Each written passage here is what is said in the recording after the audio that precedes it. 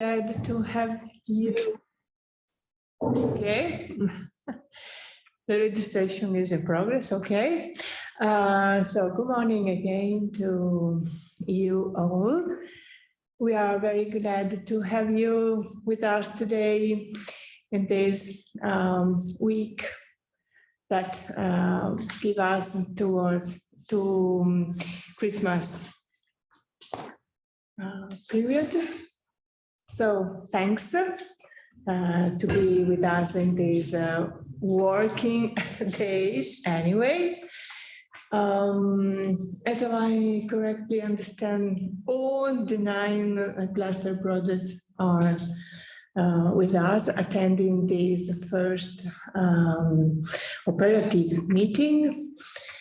And I would like to remember to you how we wish to go for today. We have 2 keywords for our working day. One is communication and the other one is capitalization. We would like to use these cluster projects as our first exercise to apply in a very concrete way the communication and the capitalization exercise anyway. So you are our bridge, our first concrete experimentation towards these 2 relevant items also for the period 2021, 2021, 2027 programming period. On my left, Silvia Cognati, and on the left, on the right, Silvia Angelo Mazzone, and on my left, Elvira, Loredana, and Sarah from Venice help us to go through our working day for today. So the first intervention will be from Silvia in order to introduce our works. Please. Thank you, Flavia. Good morning, everybody, also from my side. We're happy to welcome you today in this first seminar for cluster projects. We would like this to be an appointment that we will continue also in the next year, in the next month. As it also DMA said, it's very important for us to follow up and to monitor what you're doing. We're very interested in the results you are achieving, and in general the program and the monitoring committee wants to know about the promotion of the standard and standard projects outputs in the territories. So today we will have a first meeting in which we have envisaged some words from our side, but also and in particular to hear some words from your side. So we will be happy to, and we're eager to also learn a little bit more about your implementation so far, how things are progressing, what are maybe the obstacles or the things that you are encountering, and maybe if needed, how we can support you in the next 6 months of implementation. We have published on the website, as you have seen, the first call for proposal for 21-27. As you know, we are opening this first call on several topics, on different strands of projects. And in this new programming period, we have also elaborated a capitalization plan. This plan is available on the website.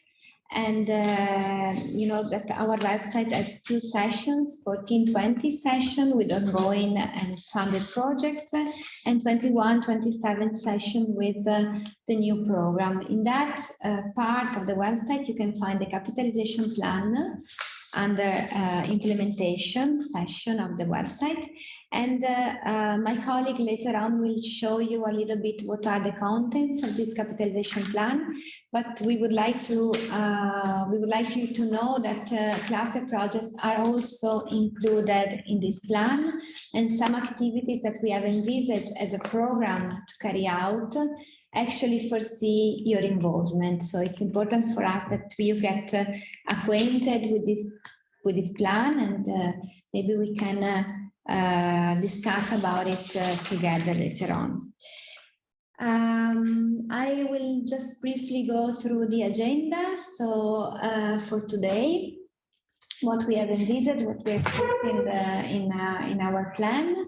So we will be starting with a presentation, an overview of the state of the art of the cluster projects. This will be done by the project management unit, and in particular by your project manager, with some information about ongoing activities. It will be very quick, but just to give also an overview of all the cluster projects for all of you to be informed about the other projects. Then we will talk about communication and capitalization. So this will be, as already said by DMA, this will be the keywords for today. Later on, we would like to hear from you. As I said, you will have 10 minutes to illustrate your slides.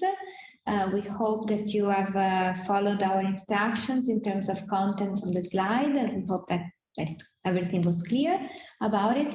And we also would like to hear from you if you managed to carry out the capitalization exercise that we proposed in our email. Afterwards, we will have a brief discussion in case you have questions or issues you want to raise, and then we will conclude our meeting.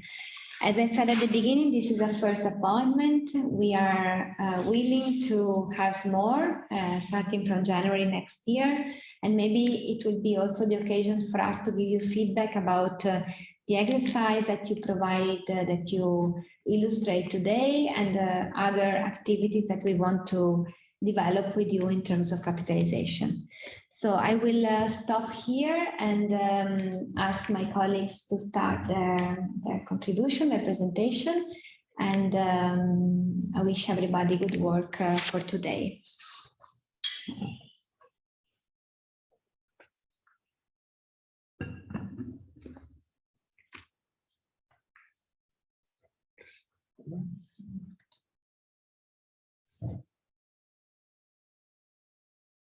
Good morning. Well, I believe it is worth going back to the starting point to recall what were the purposes which led the program to launch the cluster call.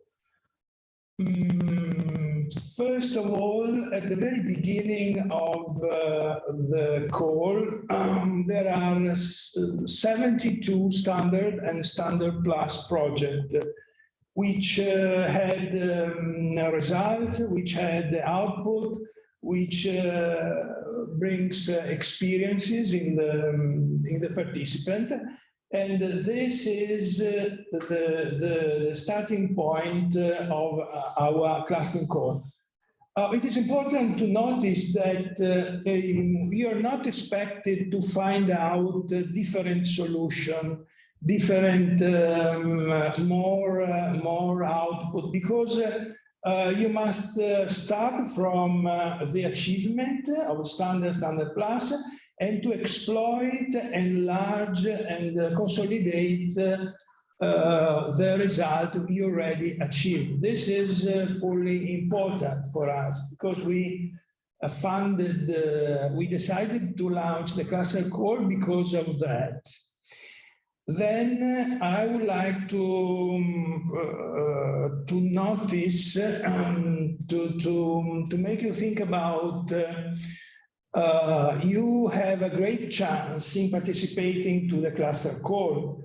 And the great chance is that this cluster, this call, was intended to be a bridge between the current programming period and the new programming period. And in effect, what the cluster which was outlined by the program are based, take inspiration, of course, on Usair flagship from Hadrian cluster, but also one of the benchmark was the alignment with the specific objective of the new programming period. So this is a chance for you to take. And then I would like to remember you that you are inside a cluster. Cluster, one of the key elements of the cluster is the possibility to create a synergy between the project. In this case, the synergy must be used to enhance the visibility from one side, visibility inside the cluster, outside the cluster, outside the program, and also transferability, which is a very important part of our intention. So the program outlined 5 clusters. The cluster was focused on different thematic focus. The first one, the first cluster, I mean, was focused on the blue economy, sea economy, so the connectivities from the sea. The second cluster was aimed to tackle the governance feature of the climate change adaptation. The third is focused on development on thematic cultural roots. The fourth cluster is try to tackle the part of the spatial planning, maritime spatial planning, using as a tool the marine monitoring. And then the last cluster, the fifth, is focused on Adriatic port, especially the performance in terms of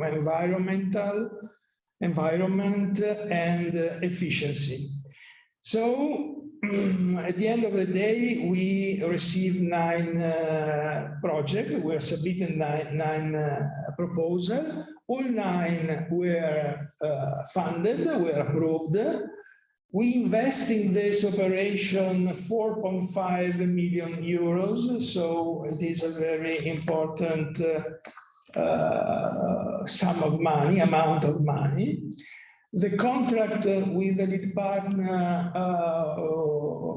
went from May to August because there was 2 phases of the approval, let's say, of the project, of your project, because at the beginning we decided we had a budget, but we enlarged, taking saving from standard plus project. So at the end we funded all the 9 projects submitted. I remember that there is no possibility to postpone the end of the project, which is envisaged for June next year. And then I recall that on the 2nd of January, you can start the reporting phase of your program, of your project. So, but before letting the floor to my colleague, I would like to be sure that all the projects are present. So I invite each lead partner to say which project they are presenting.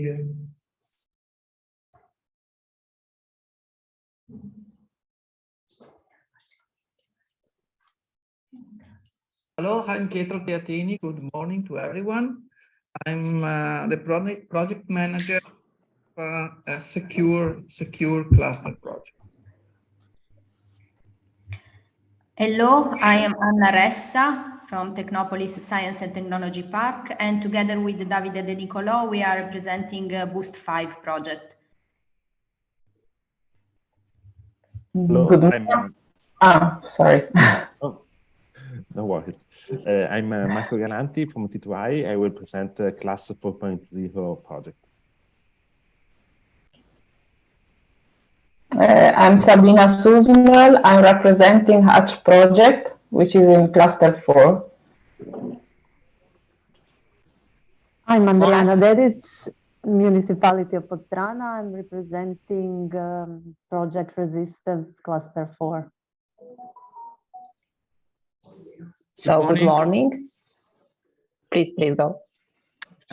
I'm Luca De Marchi from the University of Bologna. I'm representing Techera in the first cluster, Blue Innovation. So good morning. My name is Veronica Carli. I am from the port of Trieste, Monfalcone, and we are representing the Dixie project, 5 cluster. Margareta Brail from CMCC, presenting the Create Cluster 2.1. Agripromptur.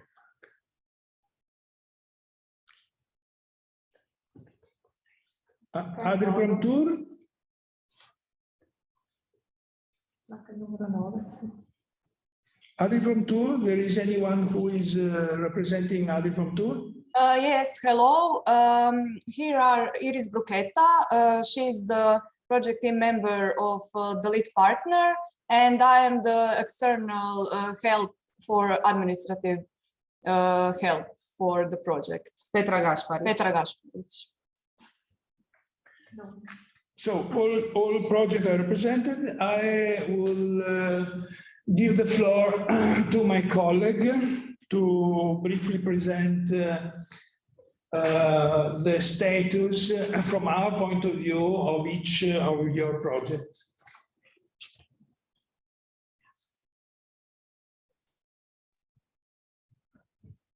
Hello, good morning. My name is Anca Daniela Simeon. Let me first acknowledge my thanks for the two projects, Agripromptur and Boost 5, for their very good cooperation and their timely inputs to the schedule of deliverables, and of course their qualitative work all through the project.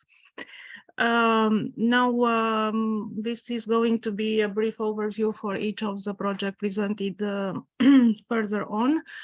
And of course, there is now an intense time of work for the two projects, and this is only going to continue in the upcoming period.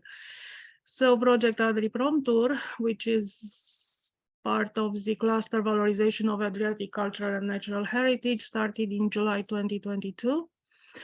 The kickoff meeting was held online on June 30. September, we started the exchange on the monitoring tool that I was explaining, and which was always timely filled in with information. Regarding the overall progress, it is noted that communication and thematic activities are ongoing in line with planning. However, there is a certain lack of project visibility mentioned, which has to be addressed. And also, it is important to note that the webpage is not updated to have enough information. And as it was mentioned in the beginning of the session, these projects are very important for the program. And the work is also a significant one. So again, this is a point of attention. This project was presented to the public at the third Innovamar Roadshow.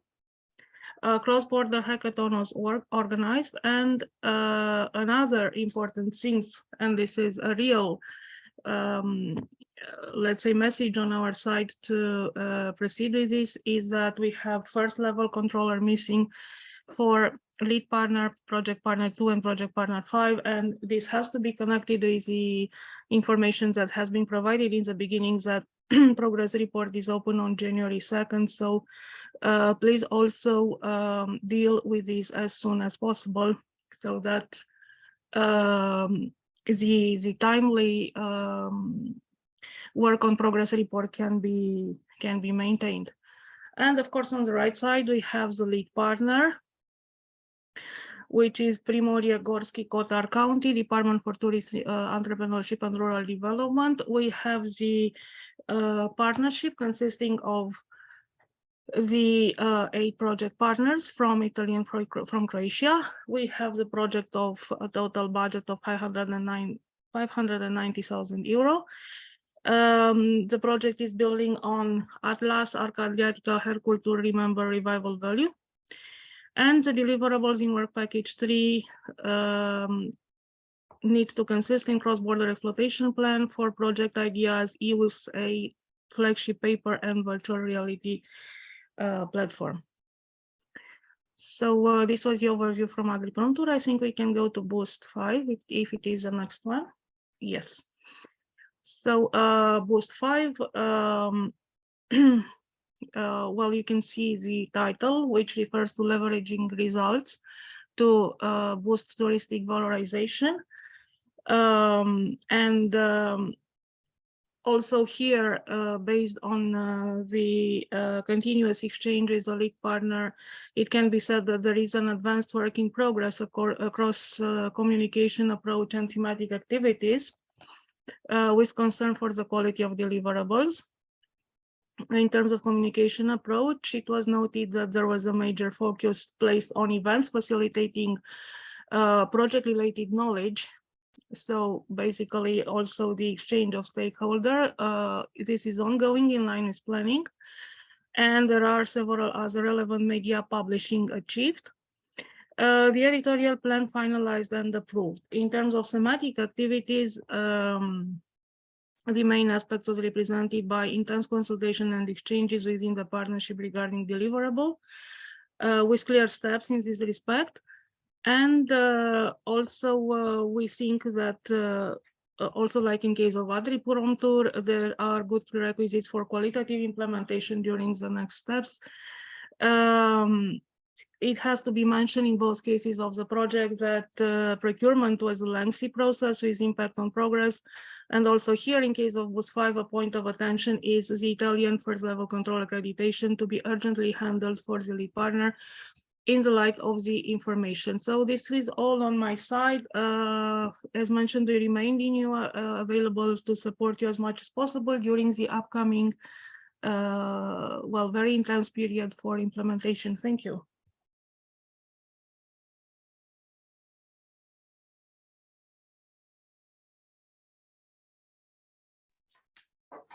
Hi, good morning to everyone. In cluster 3, we have 2 projects. The first one is Resistance. Lead partner is Municipality of Podstrana. Total budget is just under 600,000 euro, like all of the cluster projects. And this one has been built on 7 projects: EcoMap, Soundscape, ML Repair, Net4M Plastic, Dori, Ecos, and Saspas. Kickoff, it started on 1st of June, and the kickoff was held in Podstrana already in July in the presence of JSPM, in other words, myself. They also actively participated in the program's annual event held in Venice in October. I focus more on the activities that were handled in coordination with the JS. Therefore, we also had a minor change, or actually approval of activity outside of the program area, which was activity during the inter-annual event held in Brussels, also in October, just immediately after the annual event in Venice. Also, there was a minor adaptation of the work plan because the summer school was rescheduled and also renamed to Resistance School Superiore. Editorial plan was received on time and commented by Joint Secretariat Communication Manager.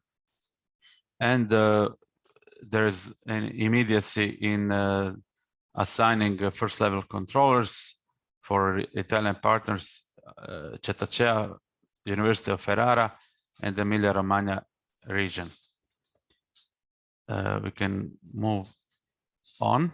The next one, the second one from the same cluster, is Project Hatch. Lead partner is University of Udine. Total budget 566,000 euros. 6 projects are being capitalized on through this cluster: EdSwim, SASPAS, Watercare, Soundscape, Ecos, and Net4M Plastic. This project was approved a little later, so it started later in June. And the first meeting, it was a steering committee meeting. It was held already in June in order to speed up the project startup before the kickoff, which was actually held only in October in Monfalcone. I was invited, but I was not able to attend, but I did attend the steering committee in Udine, and it was very well organized and carried out with the plans for work elaborated nicely. They also participated in our program's annual event held in Venice in October. Editorial plan was received. First level controller is only one is outstanding, which is Marche region. And also our monitoring tool, I'm still waiting for their input. Thank you. But it's still me, cluster number 5, DIG-C. Lead partner is Port Network Authority from Trieste. Total budget is just under 600,000, and they are capitalizing on 4 previous projects: Promares, Intesa, Diglogs, and Transpo Good. It was one of the earlier approved projects, so kickoff was held in Trieste in June. I was also present. It was part of a larger event. Also, during the implementation, they needed the approval for activity outside of the program area. It was successfully handled, and they attended Bilog Logistics and Maritime Forum in Piacenza in November.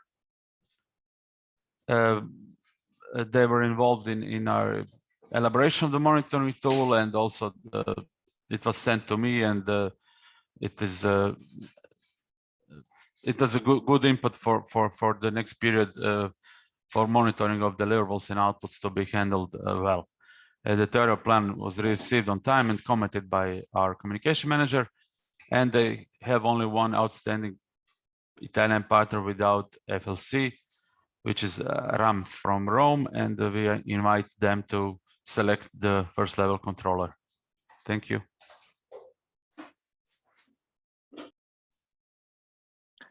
Good morning to all. I am Natalia Agic, and I am in charge for 2 cluster projects under specific objective 1.1. First one, we have Tekera project, which is together with the 7 project partners, lead partner University of Bologna, will capitalize results achieved in the previous projects, namely Adri Reef, Fair Sea, Ithaca, Sushi Drop, Price Fish, and Blue Keep. Some of the foreseen outputs are flagship paper, 8 project ideas, thematic seminar with students, etc. And I will give only a brief overview of the project progress.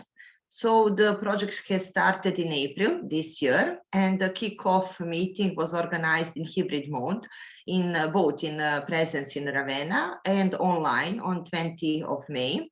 In September, we as a JS sent the monitoring tool to all projects, including Tekera, and received information on foreseen activities. We saw that communication and clustering thematic activities are progressing according to the planned schedule. The most important is project presence at Seology, which is an important trade fair event dedicated to the blue economy, and Adriatic Sea Forum 2022. In addition, it is important also to mention workshop with students related to the promotion of career, as well as with stakeholders in order to exchange new ideas and actions for sustainable innovation in the blue economy sector were held.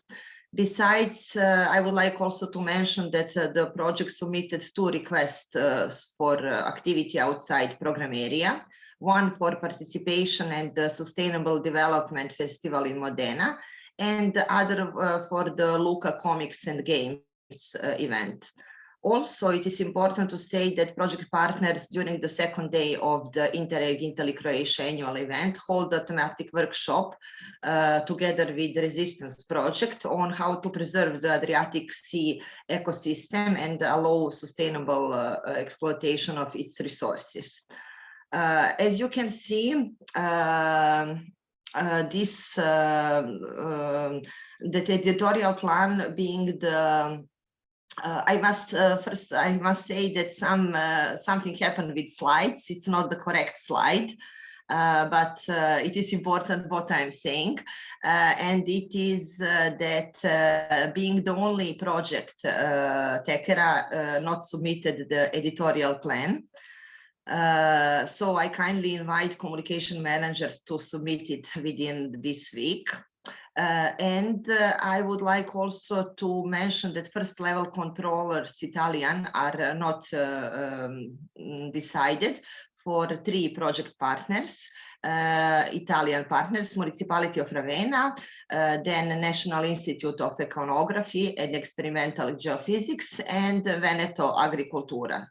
So please, if it's not, if they are not there, that means the cost cannot be validated. That's all for the Tekera, for the class as the second one, with the lead partner Technology Transfer and Innovation. The project has started in July this year, and immediately after kickoff meeting on 29th of July was held online. Also, we sent the monitoring tool, and we saw that communication and thematic activities are ongoing and in line with planning.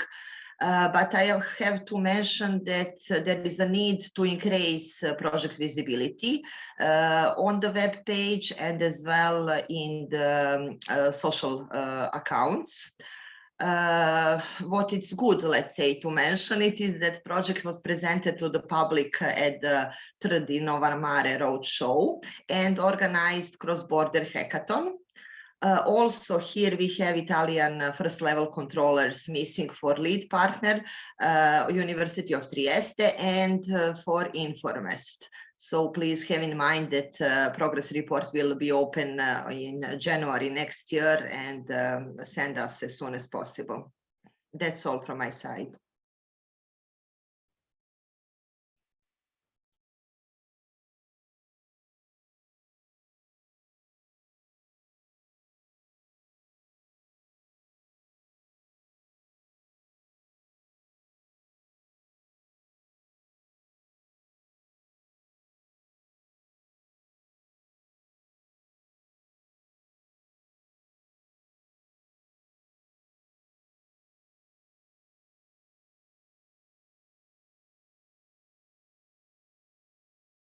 Renata, it is your turn.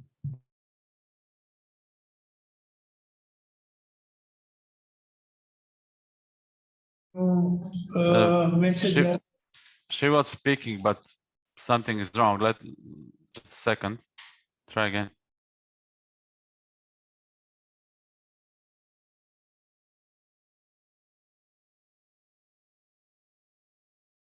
She will be on here.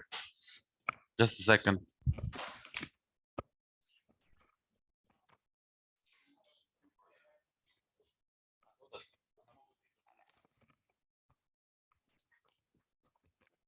Hope you can hear me now. Yeah. Can you hear me? Yes. Okay. So yeah, I'm in charge for 2 projects, Secure and Create, both under specific objective 2.1.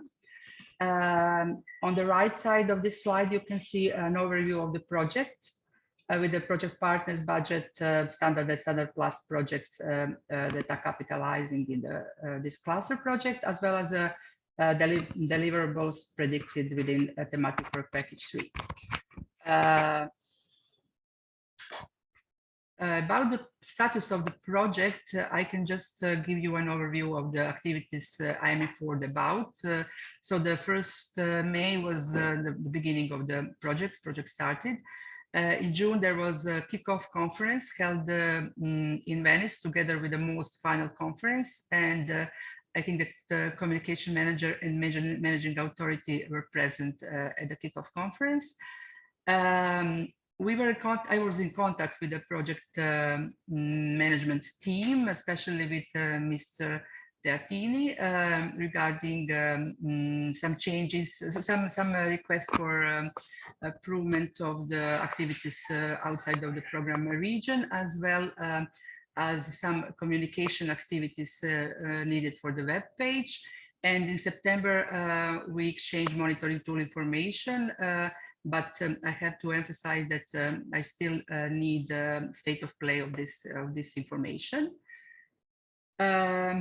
Also, there is a need to appoint FSC for some Italian partners, here stated. And there is also the need to update the web page since there is no enough information about the project progress, as well as on social media, which is regularly updated and has 91 followers.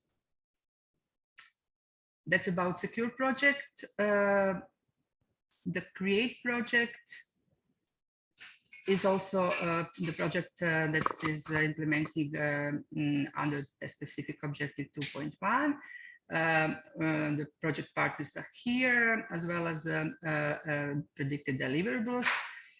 Project started 1st June, had a kickoff meeting, and I was present at it. It was an online meeting. In July, the project had steering committee. I was invited also on the kickoff conference on the 20th of October. But I met Margareta Braille, who is a project manager in Venice, when Create organized a workshop during the program annual event. I have to say successfully held the workshop.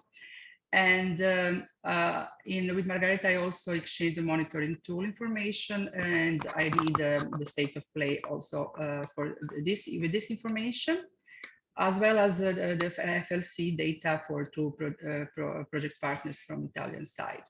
The web page is updated regularly, so there are enough information there to have a picture about the project progress, as well as the Facebook page. Yeah, that's it. Thank you.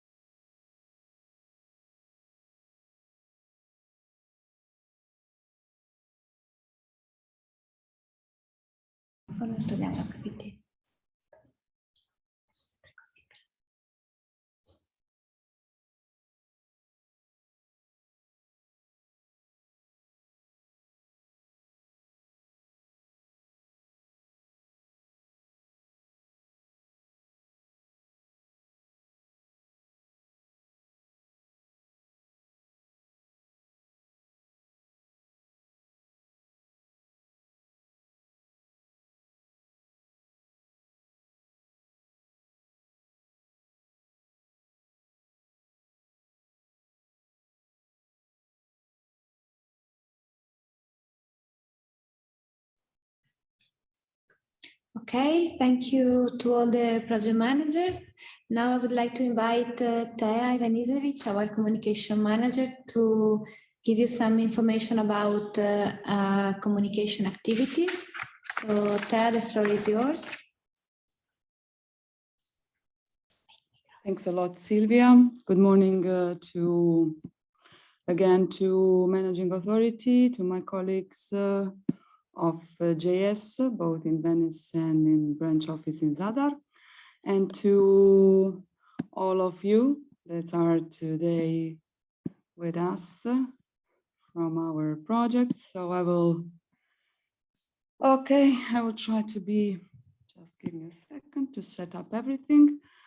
I will try to be really quick because I have only 15 minutes of time. So, okay, let's go.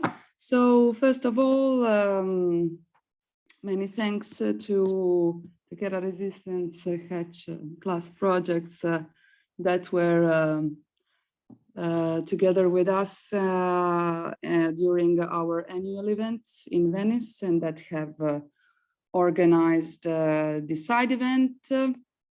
Personally, I participated to Hatch and the gaming was a very nice. For it's a pity that it didn't manage to announce and to invite more people, because it was really an interesting side event, and the exercise that was prepared by the manager of the project. So quite a well brainstorming. My colleagues were on the other events, so they can say more about them. What I wanted to just go through briefly today are your contents, your editorial plans, which some of you have sent a long time ago that were immediately checked out, and some of you have sent a little bit later. So, however, I have been through all of these and also your projects, your application forms and your editorial plans. So I have some general improvement suggestions for these plans that you have delivered, because I have noticed generally for all the projects that your activities could be better indicated and segmented. What I mean by that is that I didn't find for each kind of content that you are producing planning dates of these activities or deliverables and release dates for the products and contents. Also, what I have noticed, and that was not facilitating my task, an overall contribution to the program monitoring, is that I couldn't find separately detailed each content that you are developing related to each of the activities. Also, what is important that we say that I haven't found indications related to the joint activities with a standard or strategic projects for which you have gathered and been appointed some extra points in evaluation of your project during your project submission. So my general suggestions for improvements for all the projects related to your semestral editorial plans that I suppose you will be preparing for the next semester, is that you try to show us how you clusterize the knowledge. And what we mean by that is that it should be clear to understand which are the outputs and how the citizens can reuse them. Also, what I would like that you, and I suggest you to enhance, is the project main message that would clearly identify your project, what is your project treating, and perhaps that could be easy to disseminate in one sentence, or maybe if you could also identify a common hashtag that is immediately recognizable for your project.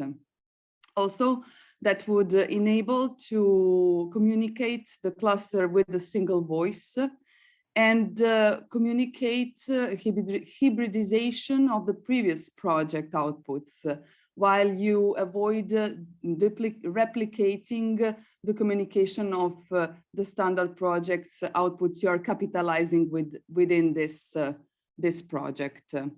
Also, the cluster communication should also intercept potential capitalization takers as a target.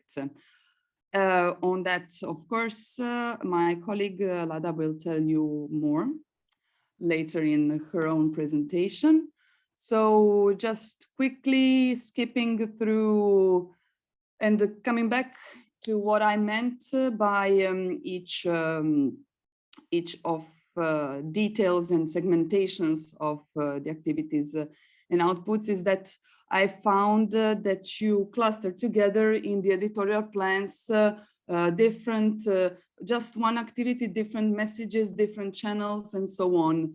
So what we would like you to detail more is that you separate one activity per each product you are doing. So if you have more rows, then for one activity that is kind of like, here I gave the example, like event, you have one event consists in 20 or 30 different activities and other also deliverables that you are preparing and publishing on different channels. So the agenda on the website, links, etc., etc.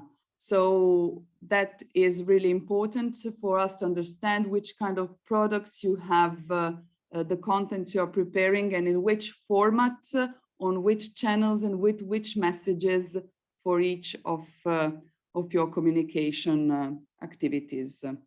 Also for the scientific technical outputs, like for instance, on some projects like Secure, if I'm not wrong, it would be useful to understand which will be the communication products that are going to be developed for these kind of contents, and how are these going to be disseminated to not experts when we speak about technical scientific outputs.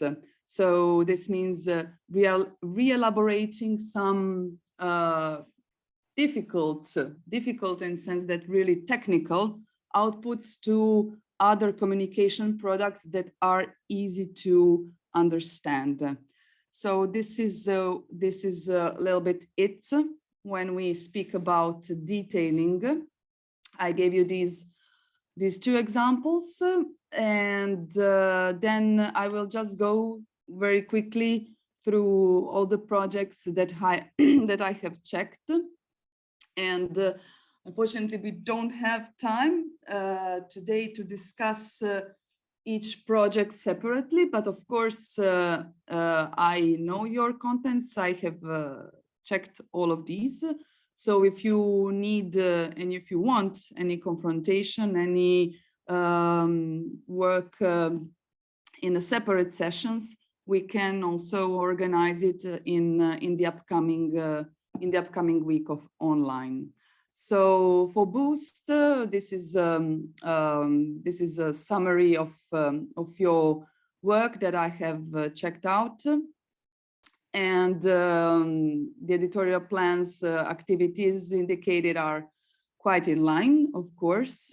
And what about the improvements? The improvements refer on what I just said. So it is a little bit the same for everybody. Each of 9 projects that we are treating on this cluster call. The website is quite well arranged. I can see that you are regularly updating the news and events. What I would suggest on behalf of the program, that you try to improve the overall communication of the cluster to understand which is the thematic highlight, and to be able to see immediately the knowledge that is clustered from the previous projects, how and in which format, okay? The create, the same thing goes for the website. The editorial plans can be improved in order to understand a little bit with more details how the activities are going to be carried out, formalizations of the community of projects, which are the activities that will support this process, also the connection with the strategic projects, and the systematization of the knowledge already produced, as well as the other details that I won't read you here that you can see. AdriPromTour, also the website is quite well updated. The same goes, the same suggestion of the previous two projects goes also for AdriPromTour. General improvements for the editorial plan consist in dates and types of each product and each communication content. We have seen that you are planning to organize B2B fairs.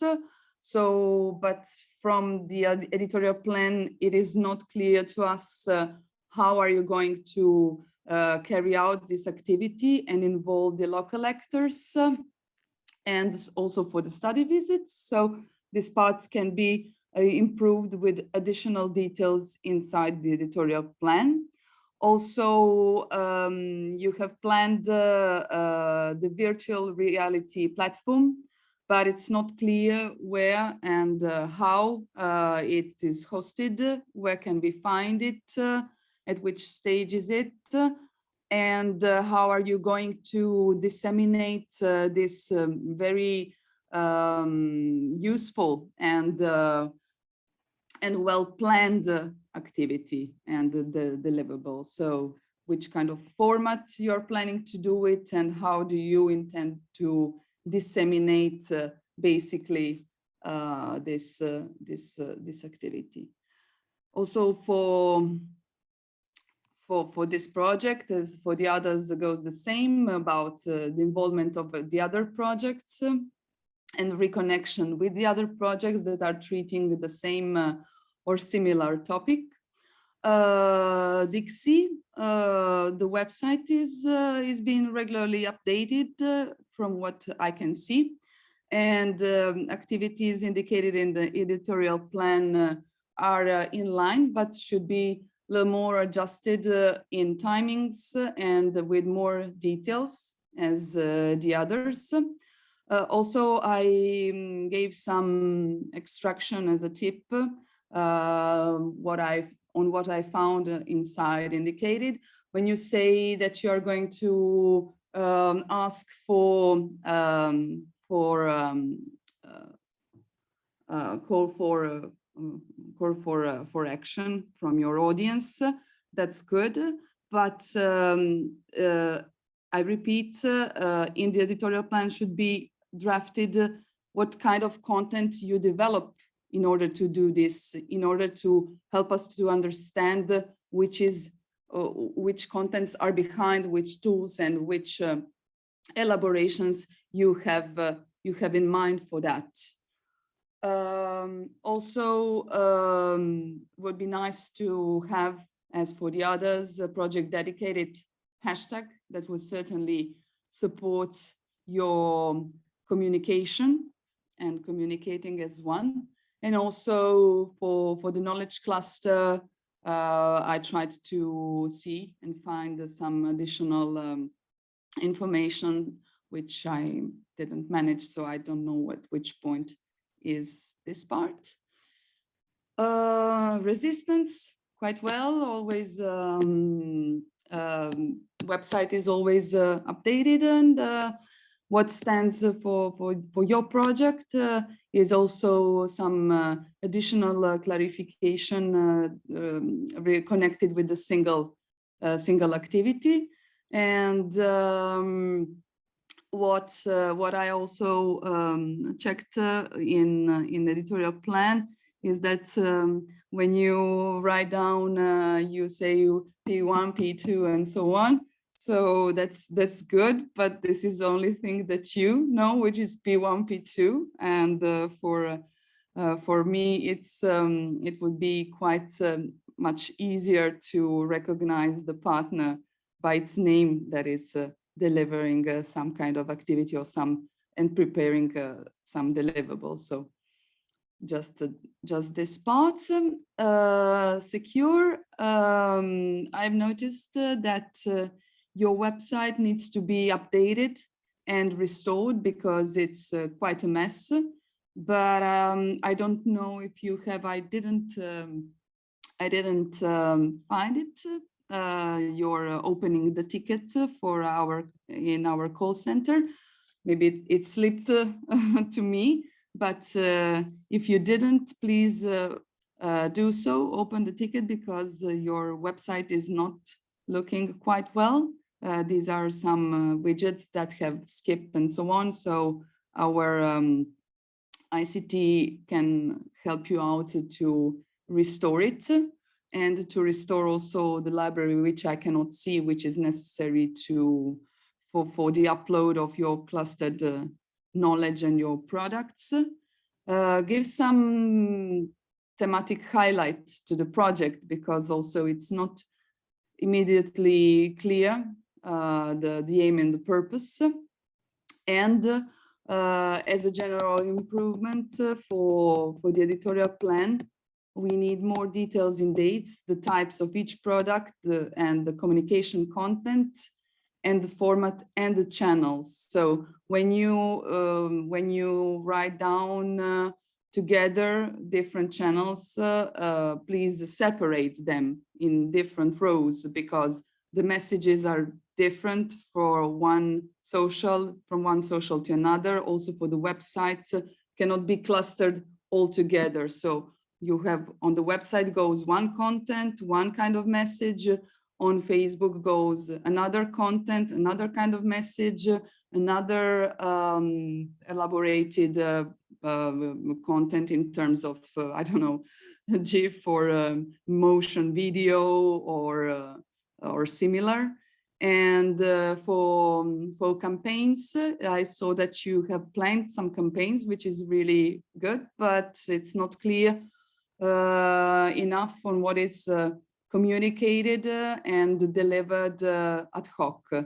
So, and the formats and the channels that you are going to spread these campaigns. So please improve this part. Hatch. Also, I have some suggestions for this website that it's found to be not updated. So I kindly ask you to take care of the communication from your project home, which is your project webpage, and keep it updated constantly with the content. Also, give us some more details and segmentation of the content of your communication. Also, for example, I put this kind of this point taken out from your editorial plan. So what I didn't understand is the format of the deliverables. Where are these published, and what communication activities are envisaged to disseminate and involve for this kind of deliverables that you have indicated inside. Also, a dedicated hashtag could be useful for you as for the other projects to communicate as one, to be recognizable all of a sudden. And the knowledge from the cluster was not mentioned in the editorial plan, the part that relates to the clusterization of knowledge. So we would like to know which are the outputs and the reuse plan for the community.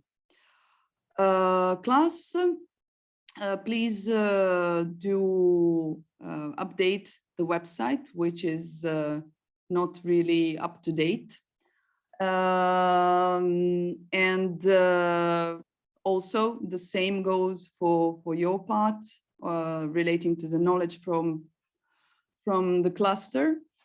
As for the editorial plan, I have seen it, but I don't find many contents besides some initial events, which is okay, which are roadshows, students meeting, hackathon, and etc. But also I don't see any evidence starting from your website. So I repeat again, as before, Marco, you know that also for your project and as for the other projects, your project home is your website. So anything you're communicating has to start from the website and can be then disseminated elsewhere. But you have to try to attract persons to your website where you are communicating your project progress and your project achievements.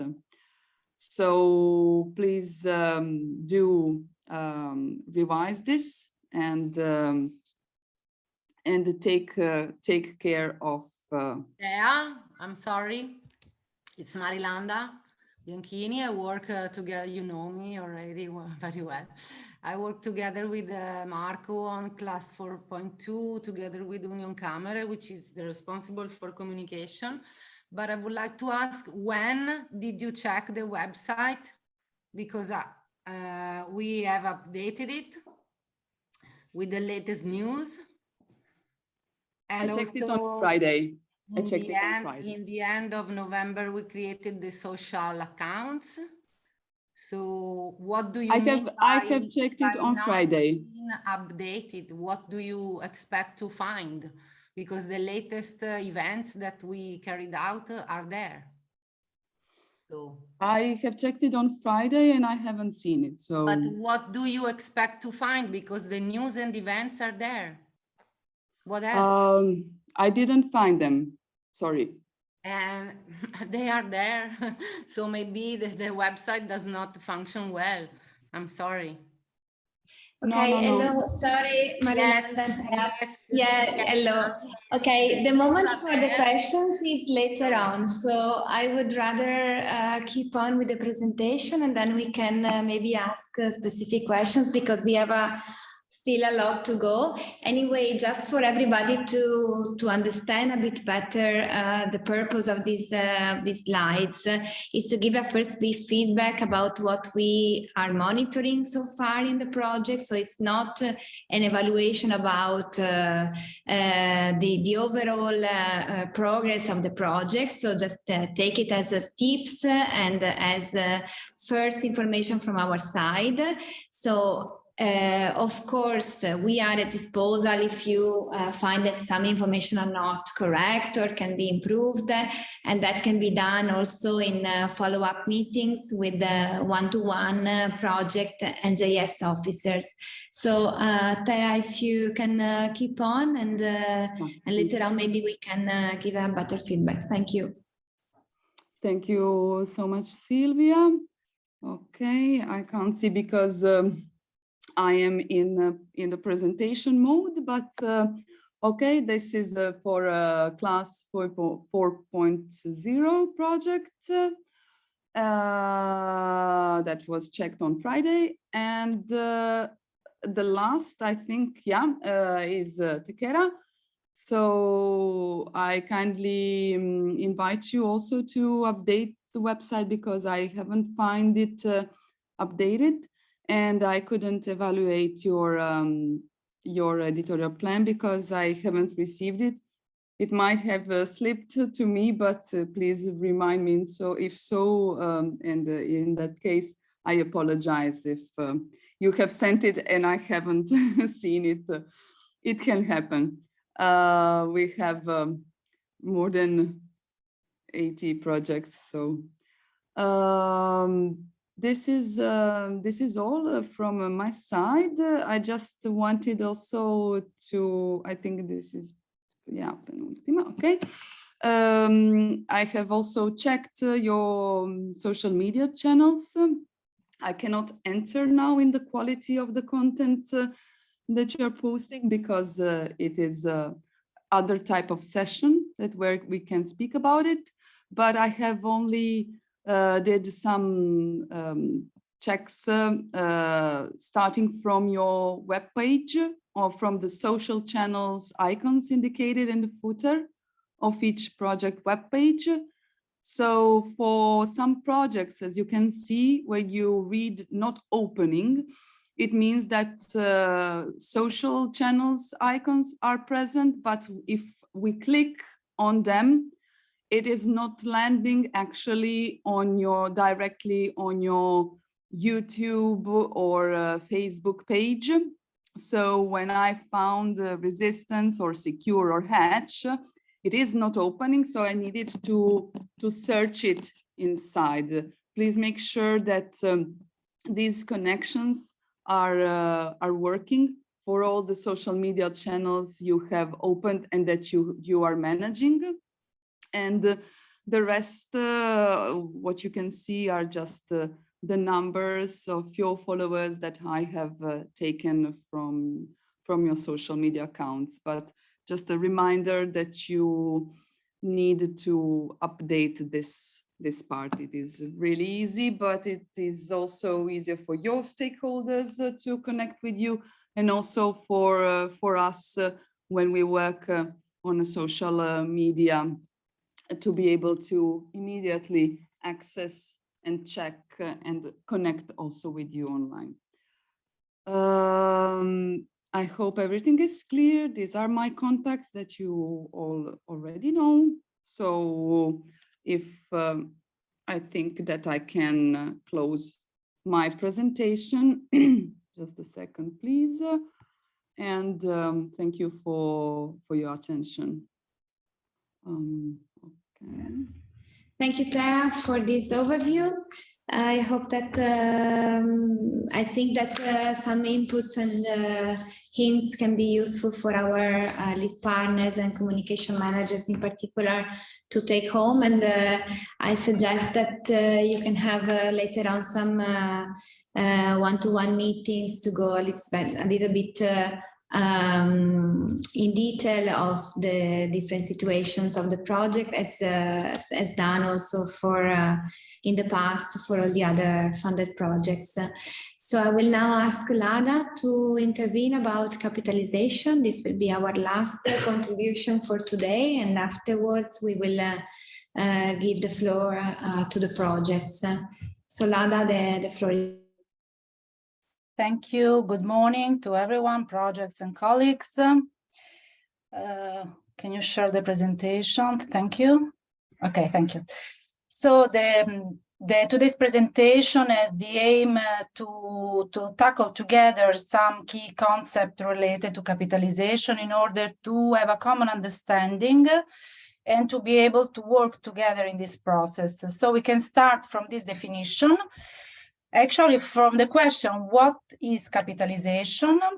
And we can say that capitalization is not defined in any of the EU regulation of the cohesion policy, nor in the past programming period, neither in this programming period. So all the definition that we will see today, actually, they come from the practices of programs and projects.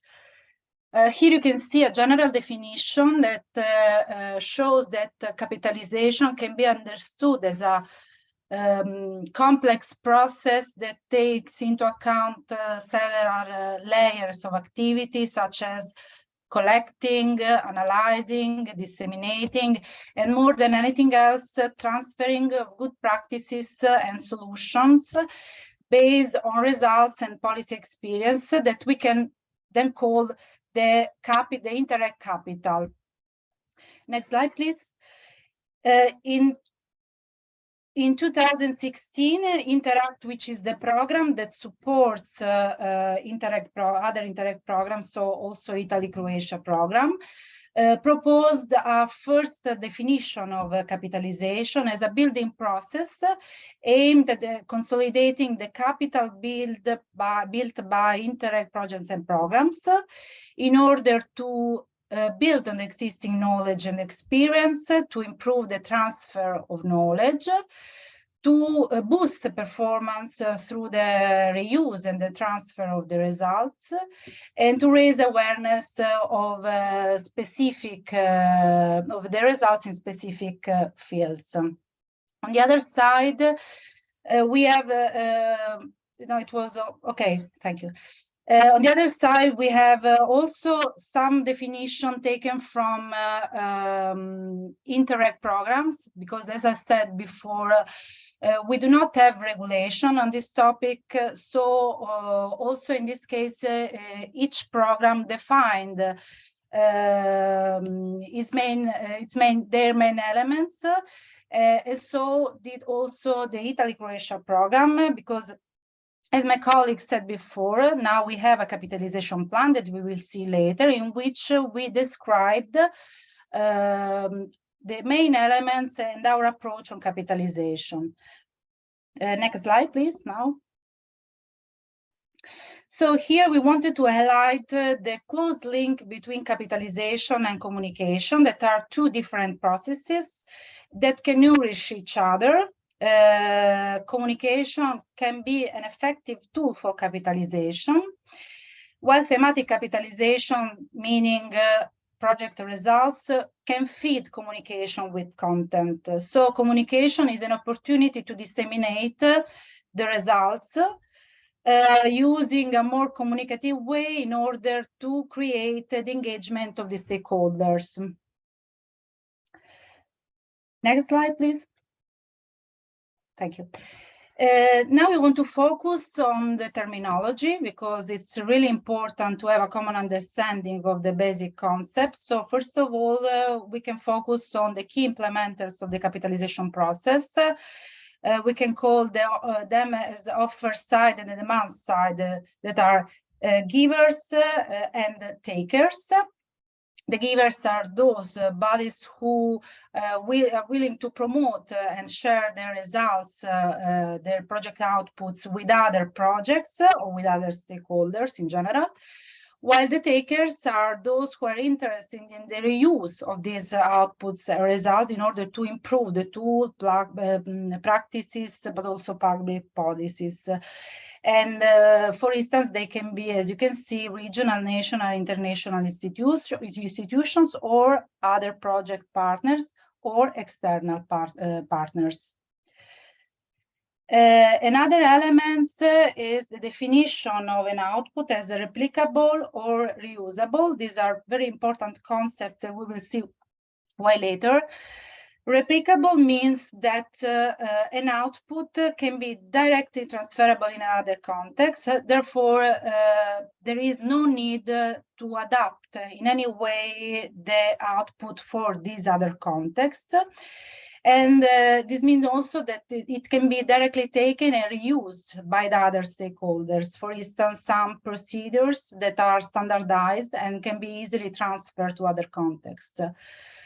While the concept of reusability means that the output has the potential to be reused, but only after being adapted to the other's needs. So in this case, the output must be readapted to other contexts, but also to other stakeholders. This is very important in order to understand if an output can be capitalized, or if there is a need, a need of an effort, a big effort to adapt it, and so maybe it's not worth to capitalize that output. Next slide, please. Another element is the transfer, which is the key issue of true capitalization, the transfer and the reuse of the outputs. So we have two kinds of transfer. One is the operational, which means that the output, the transfer of the output and the results is towards other projects or actions. In this case, this type of transfer can be of interest, for instance, of local authorities, private bodies. As you can see here, we have an example of a calculator of footprint for tourist destination that has been developed in the context of a project and can be reused and adapted by in another projects by other local authorities or tourism stakeholders, for instance. Then we have the strategic transfer towards mainstreaming, which is quite a more complex process, and it means that a group of project results or outputs are transferred to improve public policies. And in this case, this type of transfer often involves a regional, national, or European organization, and more in particular, stakeholders that are in charge of sectoral policies. Next slide, please. Okay, now we can go back to the Italy-Croatia program after this focus on terminology and see where are we now and where are we going in this programming period.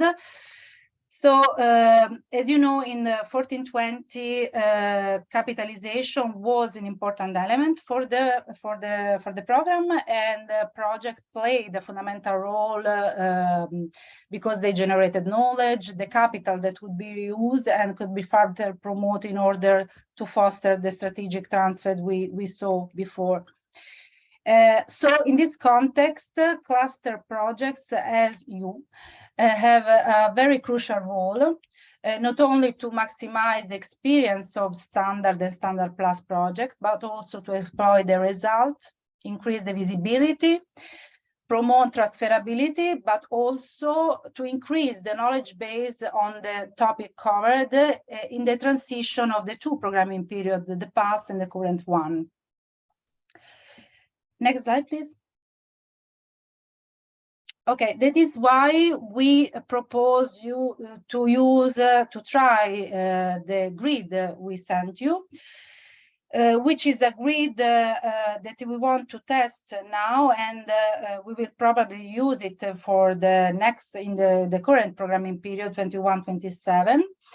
And which is very important to understand which are the output, those output that are potentially reusable and can be capitalized. This is because, as a matter of fact, not all the outputs can be capitalized. There is no, also in this case, definition of an output good to be capitalized. But also here, from the practice of the program, we can say that an output that can be capitalized means that the output can be transferred to other sector, contexts, regions, and areas. So it is necessary to understand as a starting point, and in particular from the project point of view, if the outputs are potentially good for capitalization. So we propose this criteria. I will go quickly through because we will see later during your brainstorming. We have 6 criteria. The first one is the coherence with the priorities set by the program. The second is successful, if the output represents a successful and validated solution, which means that has been tested as an efficient solution. If it is the output is an innovative solution. If there is next slide, please. If there is the availability of technical documents, methodological papers with the description of the process that are necessary to reuse these outputs. If the outputs taken into account regulatory and administrative constraint can be easily shared and transferred. And last, if there is the willingness of the partner to share the produced outputs and results, for instance, if there are problems of patents and for some outputs. So the last slides. Yes, so the last slides are on what the program is going to do during this programming period. So the next step about the capitalization process. As you can see here, the role of capitalization has been confirmed as a central during the programming phase of the preparation of the 21-27 program. And the vision the program vision includes also the capitalization elements. Therefore, it plays again a central role and will be implemented during the whole programming period. So in November, the monitoring committee approved the capitalization plan, which you already know. It's published on our website. You can have more information also about the engagement of cluster project in this process. And it starts from experiments carried out in the 1420. From standard plus projects and also cluster projects. And also the program will support the project in capitalization activities during the 21-27 that will be aimed both at givers, those who will produce the outputs, and takers who will use the output based on a demand-driven approach, which is essentially based on the demand of possible reusers, those who will use the outputs. So in the next slide, we can see some of the main elements of the capitalization plan published and approved. The capitalization will involve all the thematic priorities, meaning that the main resources for capitalization will come from thematic priorities and no specific policy field will be excluded. It is based, as I said, on a demand-driven approach. It was drafted on an incremental and flexible approach. Basically, we plan to have two phases, and we plan to involve in the first phase the ongoing project, the cluster project, and then realize the activities also with the project finance in 21 and 27 period. The plan was embedded in the program life cycle, meaning that it's strictly linked to communication and evaluation activities. Then we plan also to have a call for proposal on capitalization in 2026. And we also foresee to have dedicated staff to support you and other projects in capitalization process. Next slide, please. Here you can see that the program plans to support givers, so both sides, as I said before, givers in producing output goods for capitalization through the organization of workshops, seminar, production of tools and papers in order to increase the givers' awareness, organize also the knowledge, and we will see later in the activities of organizing the libraries and to raise the project result visibility. While from the taker side, we plan to invest in raising the awareness of the takers by involving them in the capitalization process. Also, we want to raise the reuse awareness and to make also for them the knowledge more accessible in order to facilitate the transfer of these outputs and increase the program result visibility. Now the last two slides that are related to the operative actions that we plan to do on capitalization topics and with you. In particular, you can see here in red, we plan to have in the first phase some activities with you, with cluster projects. It will be an experimental phase on capitalization. We plan to design with you common tools and methodologies, and the grid you use for the exercise is one of them. Then we will replicate these activities and with the projects that will be financed in the 21-27 period. So starting from this first call for proposal. And then we plan to continue working to support givers, but also to involve takers by creating a community of possible takers that here are called associated partner from the experience that we will have in the first call for proposal, the identification of new potential takers or the other network leaders, to have targeted communication campaigns, to draft a transfer plan, and to launch, as I said, capitalization call at the end of the programming period. Last slide, please. Thank you. This is the last slide in which we wanted to highlight the activity we plan to do with you. Actually, we already started with the meeting of today and the exercise on capitalization, the preparation of the grid.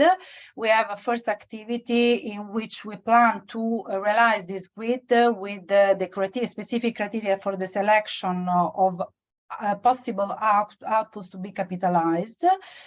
Then a second activity which includes the draft of a methodological paper, and then also the organization of workshops as the meeting of today, but also an activity that will be done, will continue in the next month, that is the support that we plan to give you in the organization and the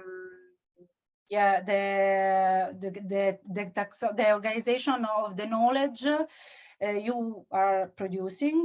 And in particular, we plan to produce a tool, a document, a taxonomy document related to the output and the deliverable that will be useful to the organization of the library.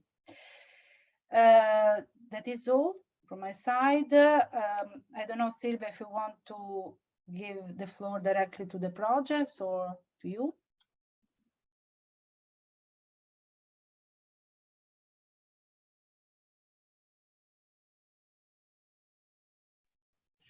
Thank you, Lada. Thank you for this exhaustive overview of capitalization activities. I know that for some projects might be a lot of information, some of them quite new, but as we said at the beginning, it's a first meeting, so we will have further occasions to go deeper into capitalization concepts and activities. So we have asked you to prepare your contribution according to a template, a PPT template, where we have somehow tried to focus on state-of-the-art and on potential or effective problems you have encountered, delays that you are experiencing in the schedule of activities, but also to give us some hints about your main achievements so far. We propose, in order for this to be easier for everybody, to go in alphabetical order with your presentation. As I said at the beginning, we have foreseen 10 minutes each. This way we can conclude our meeting before lunch. And I will just read out loud the order of your presentation. So we will have Italy-Croatia first, then Boost 5, Class 4.0, Create, DigC, Hatch, Resistance, Secure, and Tekera. So if Italy-Croatia team wants to start, maybe, and for sure, we need to give you the possibility to present. So please tell us who has to be given this function, please. Hello again. We already introduced ourselves.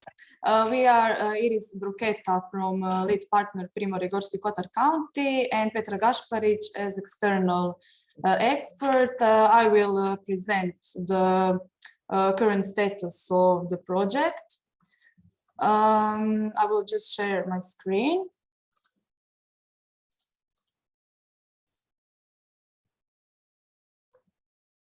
Can you see it? Yes. Yes. Okay, thank you. So we are representatives of the Italy-Croatia project. The full title is valorization of Adriatic cultural and natural heritage through strengthening of visibility and tourist promotion. In the previous presentation, it was already mentioned which projects we are capitalizing in this cluster project. And for this slide, for the overview of the first 6 months of the implementation, I summarized the already achieved results done in the first 6 months and what is left to do until the project end, according to each work package. For the management work package, the first documents were produced, and that is management plan, risk management plan, and decision about steering committee members. And also the subsidy contract and the partnership agreement were successfully signed.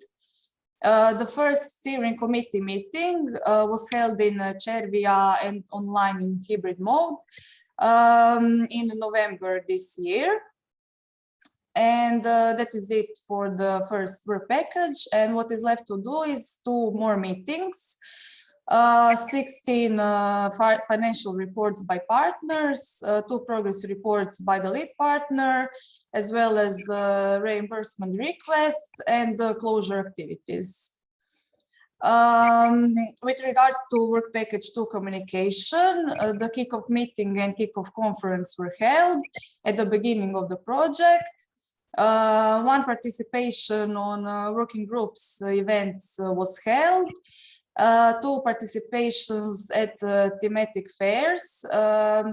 In Italy, work package 2 leader attended the fairs in Venice and Rimini.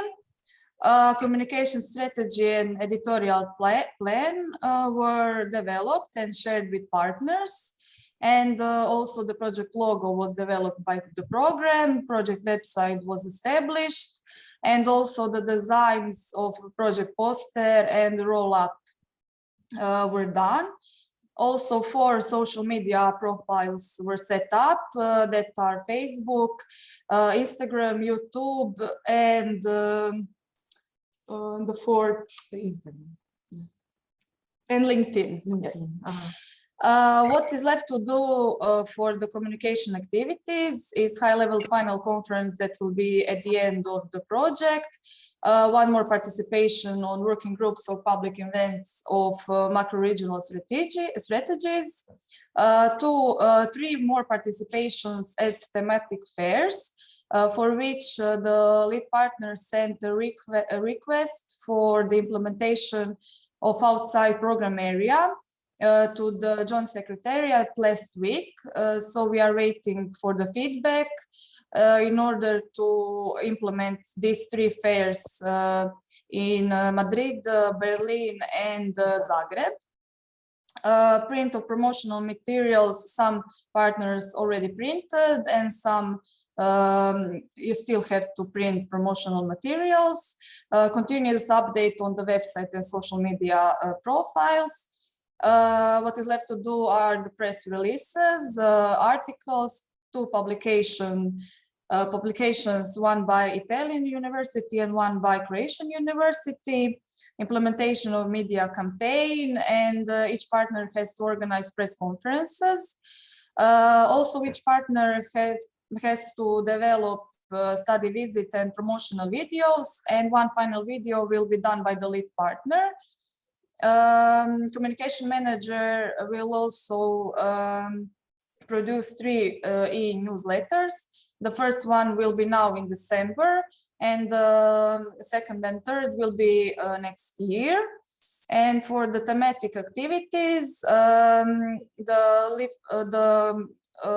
leader of this activity developed a common technical document. That is a document that has all specifications for the virtual platform, and it is shared with partners so they can produce their tender documentation in order to be in line with all expectations for the platform. And also 1 technical meeting was done to discuss the the implementation of cluster thematic activities. The majority of work package 3 activities are yet to be done. The second technical meeting, the cross-border and transnational inventory of project results, report on best practices, cross-border exploitation plan, reports on identified needs, 4 project ideas, EUSAR flagship paper, also which partner has to organize thematic education, study visits and manifestations for local stakeholders. And each partner has to develop virtualized locations for the platform, and the partner from Teramo will integrate these locations into existing virtual reality platform. Also, 2 participations on thematic fairs, seminars with other EU initiatives are planned. So, based on this, we concluded that the achievement of work package management and communication activities and deliverables are proceeding as planned and in accordance with the application form. And we detected a slight delay in the implementation of thematic activities, but now when we held the first steering committee meeting in November, the work package leader developed steps and deadlines which were defined during the meeting in order to ensure that all the work package 3 deliverables are done as planned.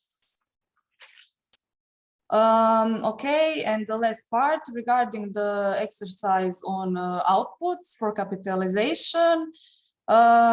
We summarized 3 outputs from 3 different projects. The first one is a virtual museum from the Arca Adriatica project, where the lead partner of Adri Tour project was also the lead partner of Arca Adriatica project.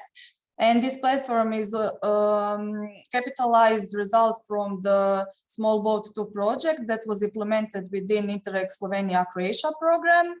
The purpose of this museum is to enable virtual walking through the cross-border area to learn about the rich maritime heritage that is important part of the local identity. So all the maritime heritage objects, intangible and tangible, were gathered in this platform. Regarding the validated solution, this output has been tested by continuous utilization by the end users and validated by the number and statistics of portal visits, as well as the consumption of the portal web content. And this data can be gathered by the company that is backing up the web portal, which is hosted in the virtualized server. And Arca Adriatica Museum represents one of the several portals powered by Indigo platform that is continuously and regularly maintained and backed up by the contracted company. Regarding the innovative solution, the output enables permanent protection of tangible and intangible maritime heritage, and it contributed to the systematic development of new cross-border cultural touristic product. This output is also accessible by all interested users on the link that is copied in this presentation. And it is transferable in every sense. As the lead partner is the owner of the virtual museum, they can include other organizations and institutions wishing to contribute to the upgrade of maritime heritage catalog through some form of cooperation. And the lead partner also plans to further upgrade this platform through further projects. And the availability of the giver, so the giver is the lead partner, and they are ready to use this museum as the basis for project future ideas, as I already mentioned. The second output is the virtual reality platform, also from the Hercule Tour project. And this platform is now capitalized through the Adri-Promtur cluster project. The short description is that it is developed by the Europe Point Consortium, and that the platform encapsulates the most relevant points of interest of 2 locations in the Teramo territory, and now it will be integrated with many more locations from other partners. The platform is being tested by using VR glasses as a tool for entering into a virtual environment or reality. It is fully functional and ready for upgrade and integration with other locations within this project. Regarding the innovative solution, so as opposed to this previous platform from Arca Adriatica project, this platform is actually an artificial environment, and it represents virtual environment and virtual reality. Because the technology used is capable of reproducing an artificial environment with this equirectangular format, meaning one single stitched image of 360 horizontally and 180 vertically, which is used to recreate immersive virtual reality environment with various devices that could be used. The home page of platform is available also at this link as a test version, and shows the graphical profile of the region in which the locations are located and can be selected. And regarding the possible VR platform exploitations, it can be used as a section or link in partners' web page, or in visitor center premises, on smart touch TVs, tablets, and corner with headsets, and as an easy to carry tool through VR glasses for promotion during various fairs and events. This output is also transferable to other organizations and locations. And the partner that is Europe Point Consortium for Teramo is also available as a project partner in this project, and for future ideas and project as well. And the third output is also the third. Sorry, can we kindly ask you to close, because we are already okay, no problem. I think that also Atlas will maybe be presented later. And this is the third platform, but it is not virtual reality, but it contains materials and pilot action results and stakeholders, and it is aimed to networking purposes. And I would conclude with this. Yes. Thank you very much for your presentation. We will try to help you with the time by writing in the chat when the time is almost over. So I ask you also to the other projects to keep an eye on the timing. Otherwise, we will be too long in the morning. Thank you so much for this exhaustive presentation. As a general request, I kindly ask all the projects to send the exercise that you have worked on via email to your project manager, so that we can collect all these exercises and have a look and prepare also a feedback for after Christmas vacation. Okay, we have received a request from a Secure project to present now. So if that's okay for everybody, we kindly ask Secure to proceed with the presentation. Thank you. Okay, thank you very much. And I will share my screen. Okay, hope you can see it. Okay. Thanks a lot. The problem is that I have to go teaching at 12:15. Sorry for this. So I'm Pietro Teatini from the University of Padova. I'm the project manager of Secure. That is the acronym of saltwater intrusion and climate change monitoring, countermeasure, and informed governance. So let's first have a look on the overview of the activities that we have carried out during the first 6 months. The first part of our activities is, let's say, field activities. So activities carried out in the coastline of the Adriatic Sea, both in the Italian side as well as in the Croatian side. We have taken advantages of this, let's say, cluster project in order to continue the activities that we have implemented into the 2 areas.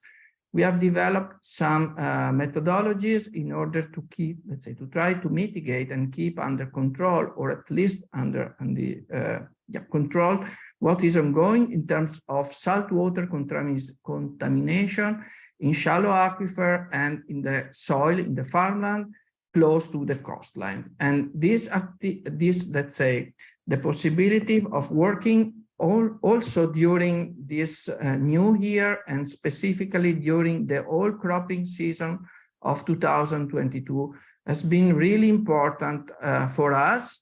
So what we did, we continuous monitoring the effectiveness of a drain pipe that we installed close to the Venice coastline, and this drain pipe give us the possibility to, let's say, add fresh water into a highly salinized environment. And the same has been done also in the Neretva plain, that it is our study site in the Adriatic coastline. Then in terms of communication activities, we have start working with the involvement of high school in the project sites. So we have developed a fact sheet that you can see. This is the 4 pages fact sheet that we have developed. This is the Italian version. The Croatian partner are now working for the Croatian version. And the idea is to try to make clear to students, high school, mainly high school students, which is the importance of subsurface water. So groundwater is really an issue, very important, and the drought of this summer has clearly revealed to all of us and to all also the people who are in charge of managing the waters and the water availability, how important is groundwater.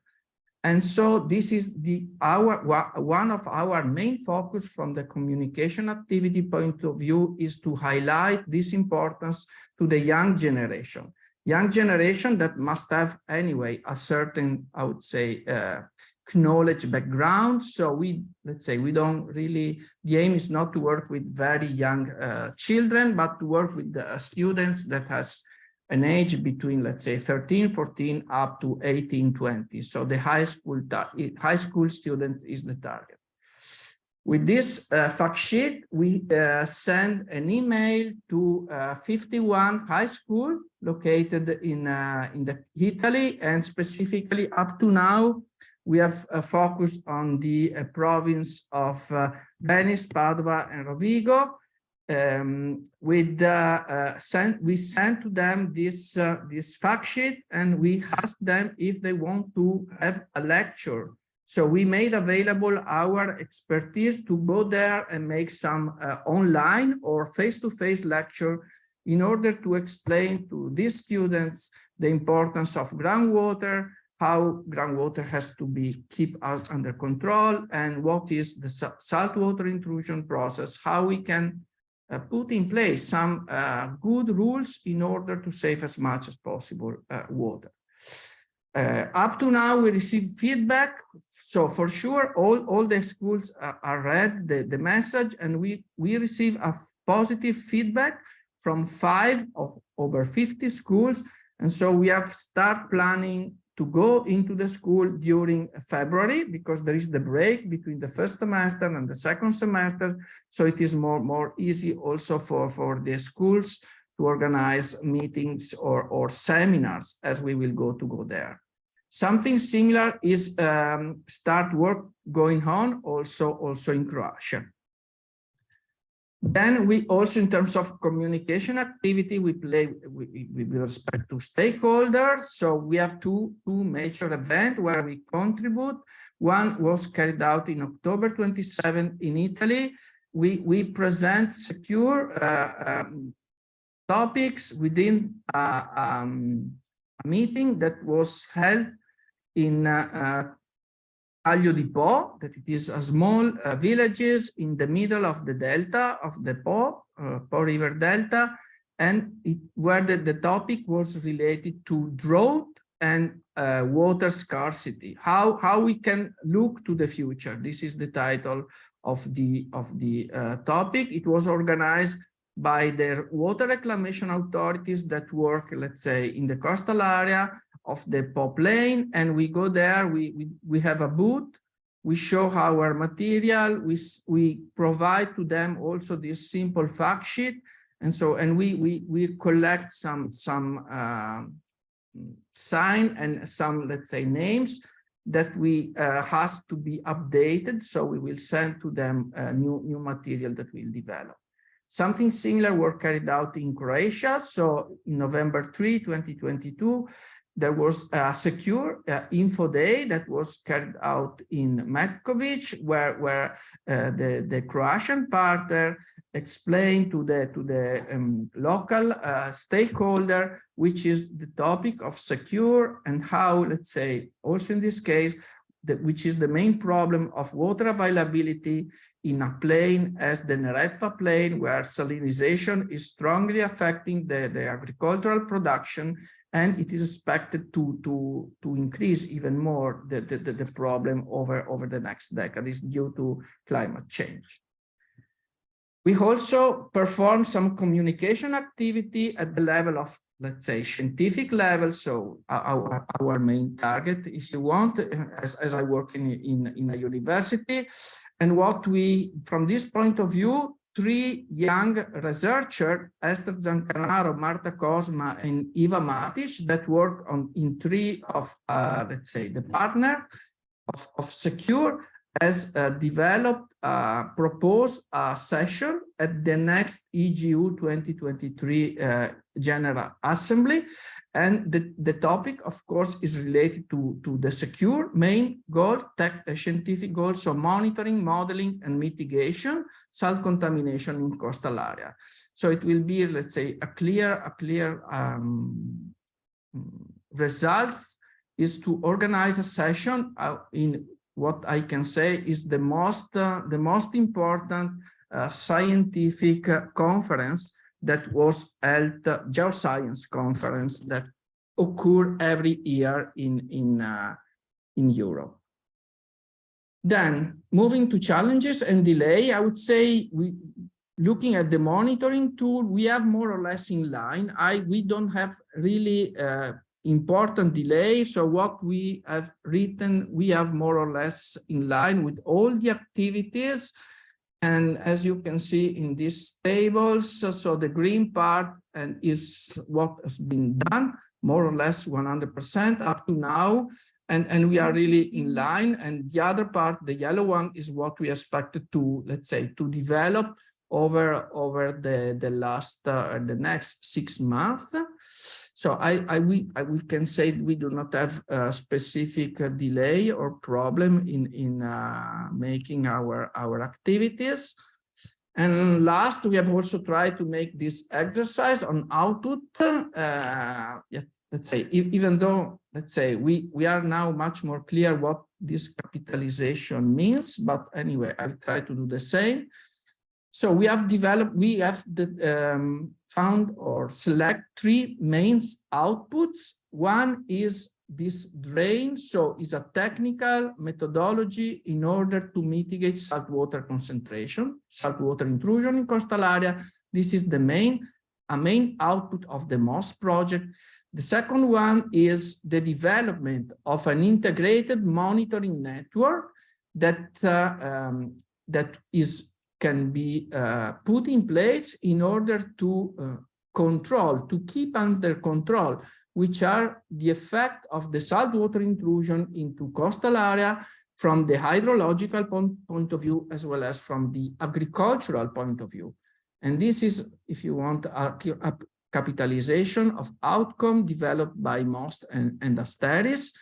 And the third one is a number of guidelines against coastal salinization.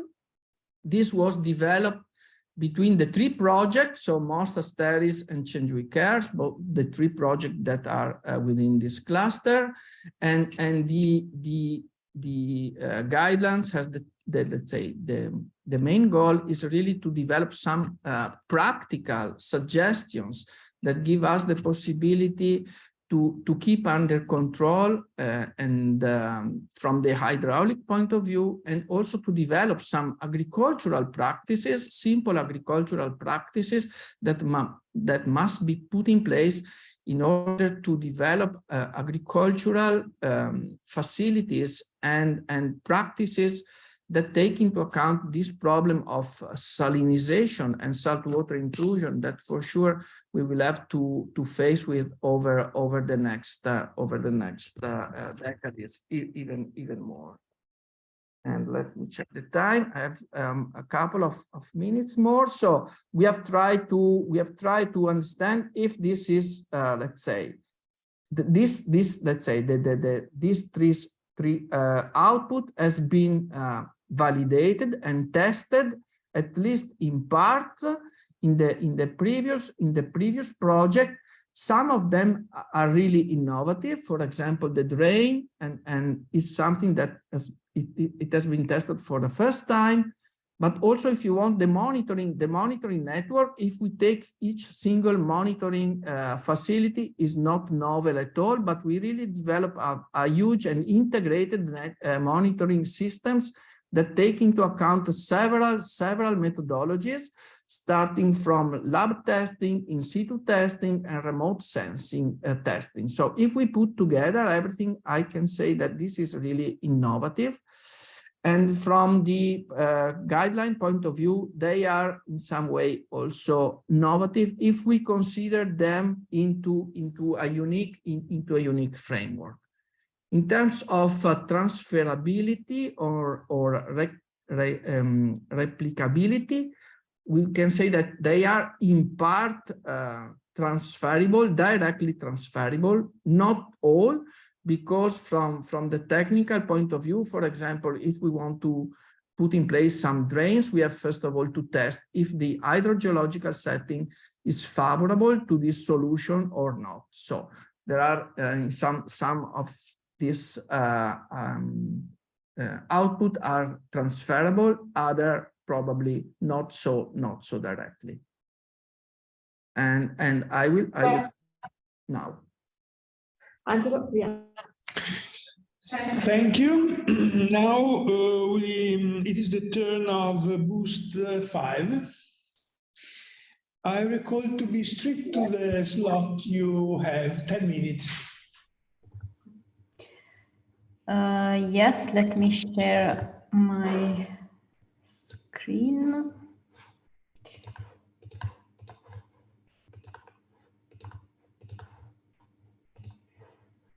Okay. Can you see my screen? Yes. Okay. Okay, so thank you.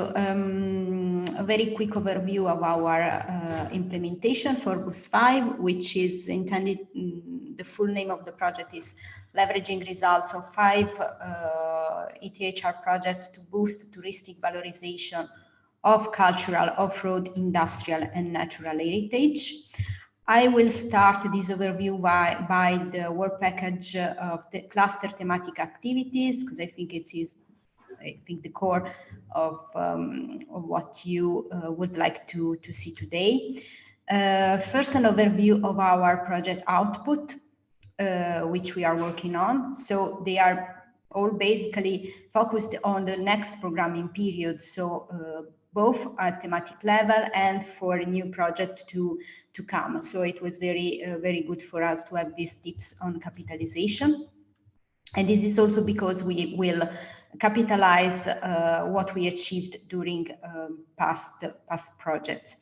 For the activity, the first activity, which will lead to the guidelines for alternative natural and cultural routes in the program area, we are now finalizing the first two deliverables. So they are both drafted and reviewed by project partners with a formal review procedure to collect all feedback from partners. And they are in the finalizing phase, meaning that we are also providing some editing and graphics to keep them more readable for stakeholders and users outside the project partnership, in line with what Thea was saying before.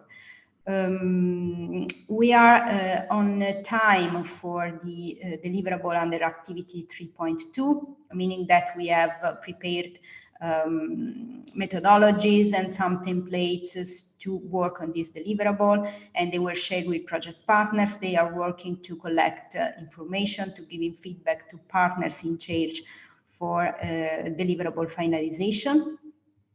And these are based on a contribution to the next programming period. For the activity 3.3, awareness raising and engagement, we foresee to implement 6 study visits in each region involved in the project. One was already implemented in October in Ferrara. The second one is planned in Zadar in January, together with the first steering committee and partners meeting. And the other 4 ones are foreseen and scheduled for the next semester in 2023.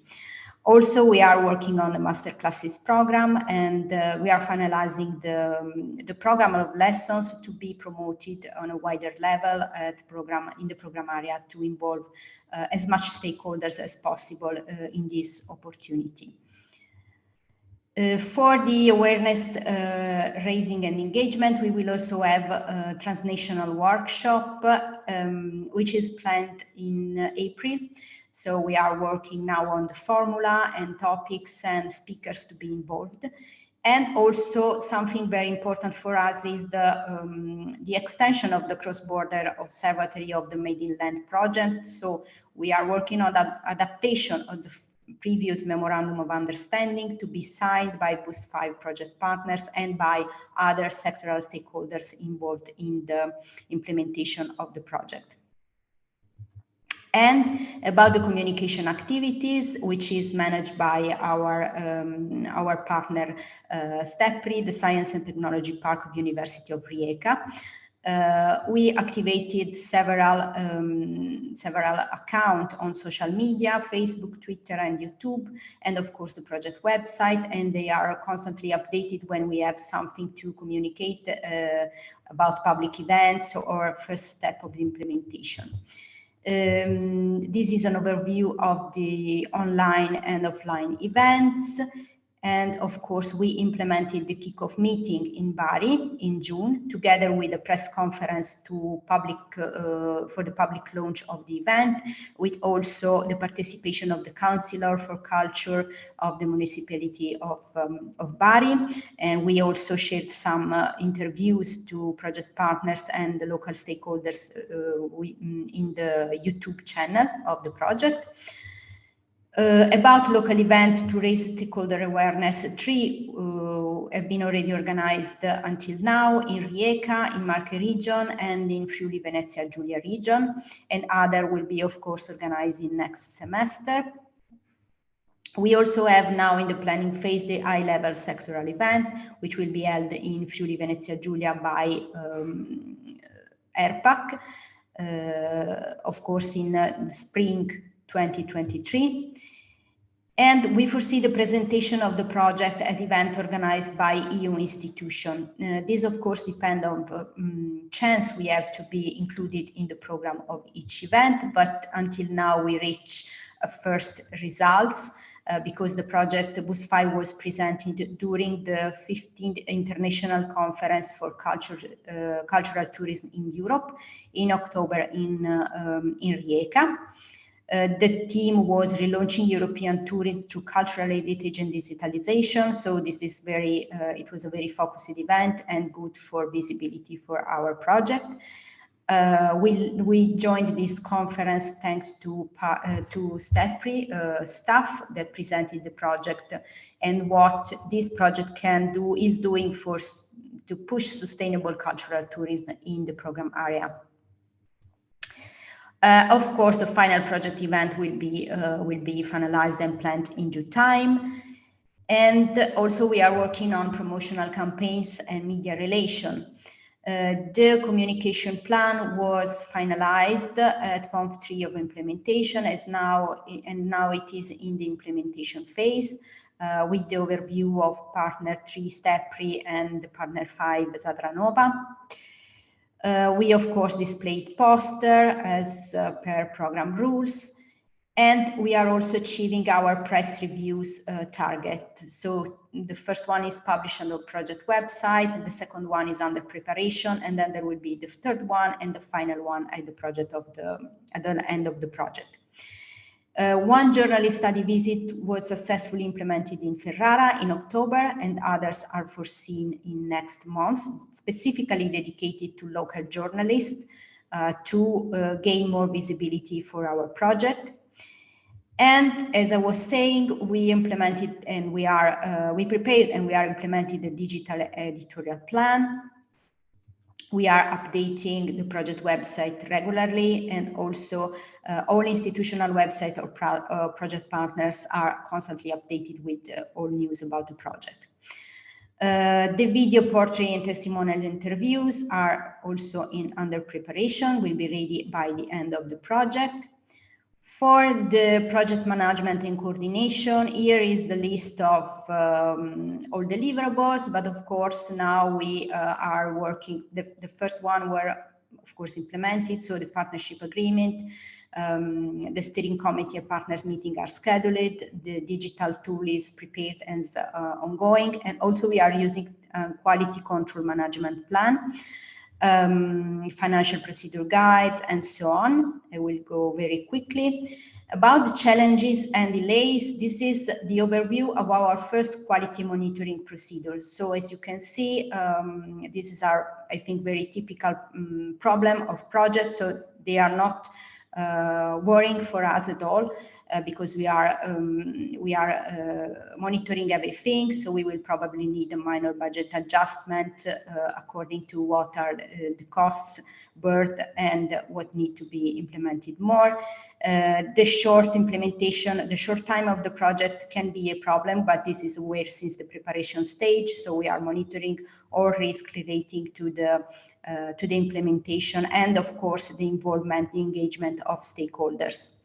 For the capitalization, these are the main output of previous projects that are capitalized within BUS5. So, as I was saying, the cross-border observatory from the project Made in Land, which will be enlarged with the signature of the project partners of BUS5 and of course of stakeholders engaged in our activities. Of course, all of these output are considered transferable solution, and the partners that prepared it are available for their sharing, because that's why they've been included in BUS5 project. Of course, otherwise they cannot be included in this cluster project. And they all represented such an innovative solutions for their field of activity. The second one is the toolkit for strengthening the capacity of SME from the project Tempus, and this will be very helpful. It is very helpful for the preparation of the master classes that are targeted to operators in the cultural and creative fields, or students or institutions, so everyone that is engaged in the sustainable tourism enhancement. And the third one is the platform implemented during the Atlas project. And this platform will be a little bit adjusted to the BUS5 project needs in order to push and to engage networking. So for the observatory, for the master classes, and for the engagement of the stakeholders through all the project implementation. And sorry, I was very quick to stay in my 10 minutes. If you have, of course, any kind of question more, I'm here to ask. And thanks for now. Anna, thanks. Can you just repeat, please, the output you mentioned about tempus, because I was writing, didn't hear. Yes. Sorry, I cannot see the chat because I was sharing the screen. So yeah, I'm sorry. So it's better that I intervened like this. Thanks. It is. I will try to enlarge a little bit more. So it's the toolkit for strengthening the capacity of SME. I know they are still working on the finalization of this kind of output, let's say methodology, because the project is still ongoing. So they are finalizing, perfectioning this kind of toolkit, but our idea is to use their findings and their methodology to fine-tune the masterclasses program, the transnational workshop, and all deliverable and activities that are targeted to operators, to economic operators, in the sustainable tourism field, and also to fine-tune the engagement of all kind of stakeholders. I mean, also students in this field, in the tourism field, and also institutions involved in enhancement of cultural tourism. Thanks a lot. Thank you very much. Okay, thank you, Naressa, for your clear presentation. Now, the floor is for class 4.0. Hello, thank you for the space. If you can kindly allow me to share the screen so that we can show you the presentation. Thank you. So, yeah, it is. Okay, I hope you can see my screen. So, class 5.0 is a project in cluster number 1. So, the cluster is about the connectivity from the sea, data-driven solution in the sea economy. And, well, the 6th month of implementation, first of all, I think that it's useful to recap the approach of the project and the goals of the project. So the class 4.0 aims at facing the challenges in the program area, and especially related to innovation. And these challenges are identified as low competitiveness on the market, on the international market, especially by SMEs, limited effectiveness of innovation activities, limited human skill capacities, and some weak involvement of stakeholders and business. So the project aims to reach 3 categories of goals that are, on one side, increase awareness about SMEs, on SMEs, about the opportunities of innovation, first of all. But secondly, to try to bridge the skill gaps that is a critical barrier. This is something that we've seen in the past project, and I think that all of you have seen that the skills and the competence is a very strong limit for the success of SMEs in our area, and for this also to foster the technology transfer.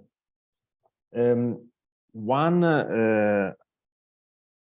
goal, one output that is very important for class, and that is, I think, maybe one of the most important, is that the class aims also at developing new ideas for the next programming period. And this is one of the key activities that is started in this period. So coming to the activities done so far, well, the two main key activities that we had so far are the participation in the Innovamare show. This was a joint activities between the class project and the Innovamare project, which is a strategic project that maybe I guess many of you already know. This was especially interesting because the projects are quite complementary from on the activities, because there is a strong focus on technology and innovation on both, because clearly Innovamare focuses on robotics especially, while class has a focus on data-driven economy, which is obviously strictly related. And so it was especially interesting to see some solution that used the robot to collect data and so be able to discuss also how the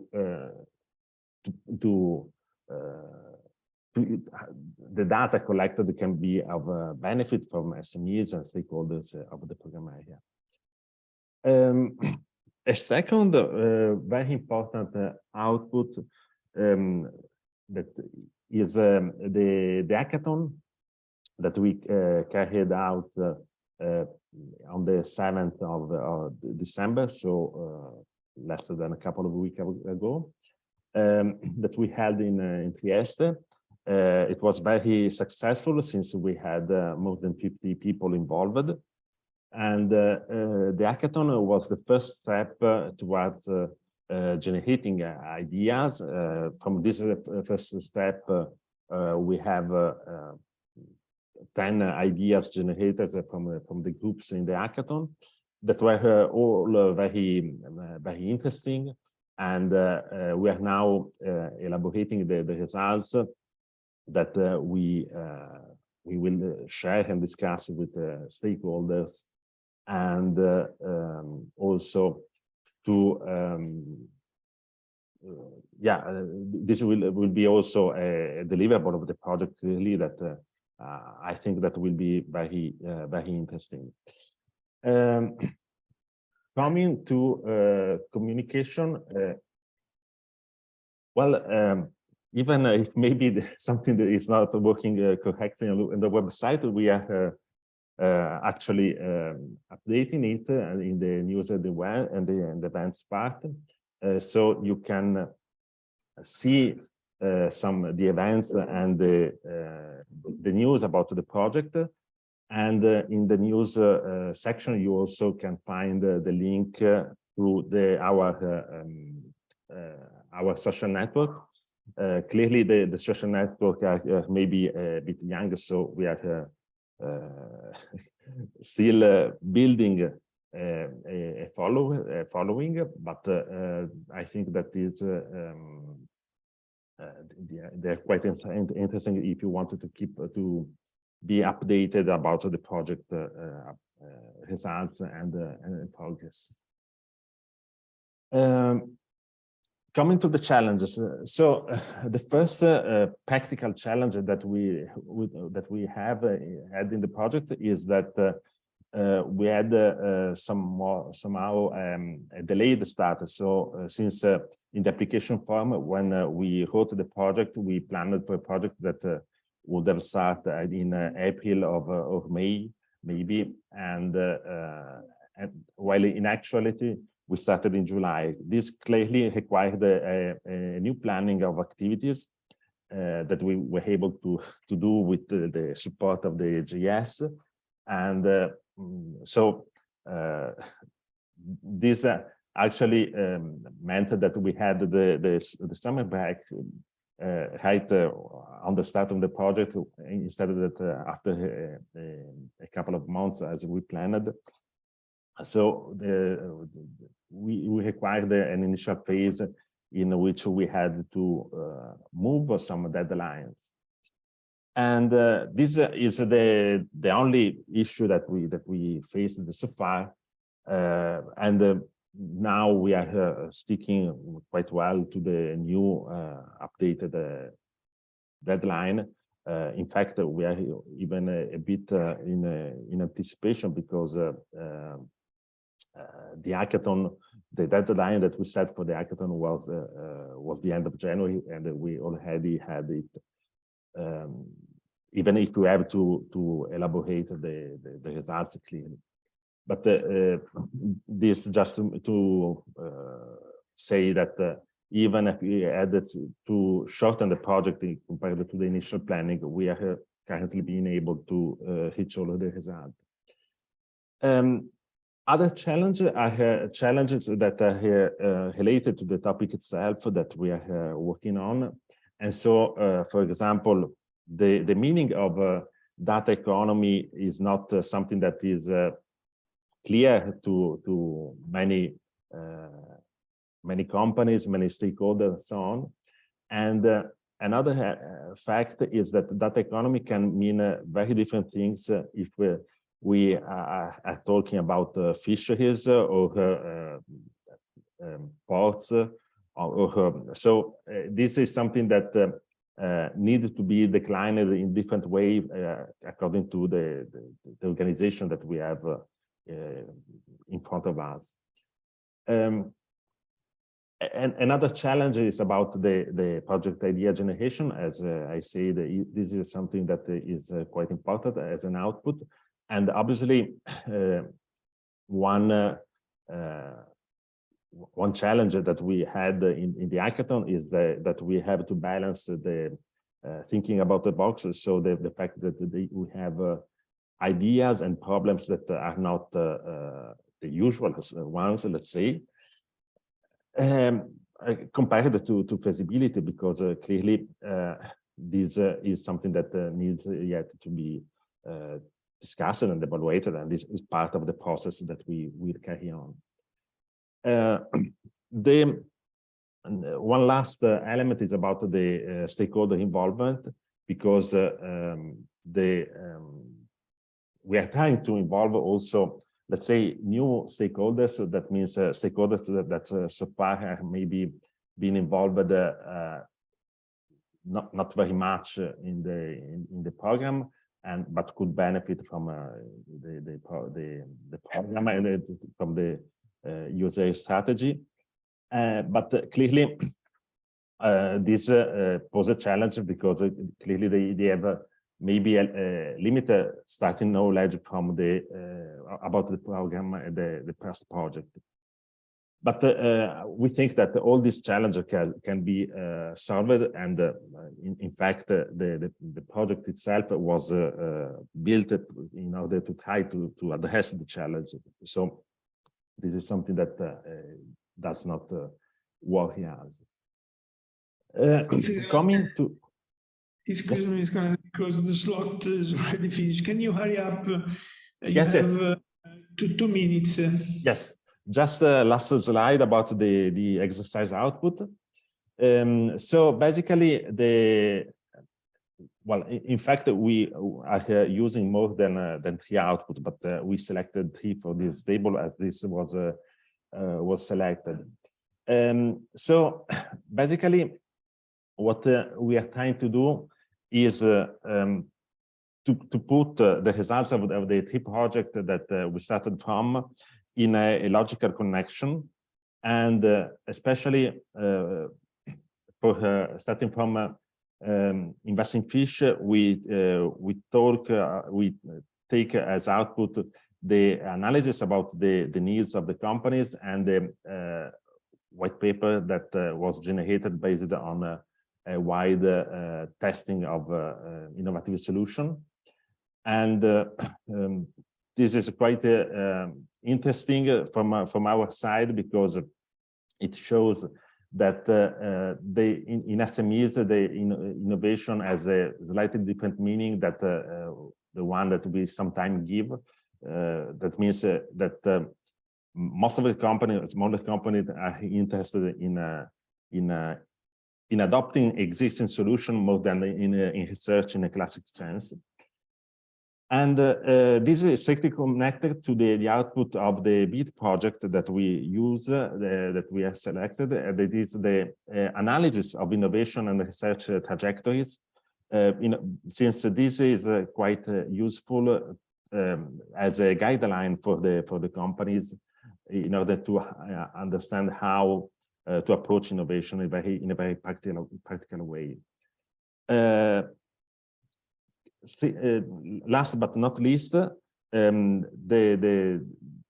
final step is the use of the modules, the training modules that were developed in the Blue Cap project that are addressing different needs about the sector, but and this an important support to understand and to understand what the needs, the innovation needs are in the company. So the goal is to put together this output in order to be able to create a situation, a framework that is more favorable to innovation and have SMEs to better understand the opportunity of data-driven technology in particular. Okay, I finished it, so I hope that I stay in time. Thank you, Mr. Galanti, especially for sharing with us the challenge of your project. Now, please take the floor, lead partner of CREATE.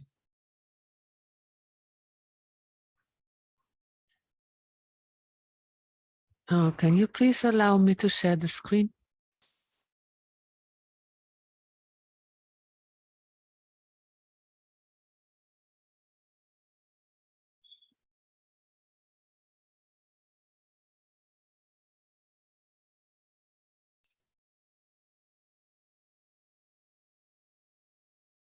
Okay.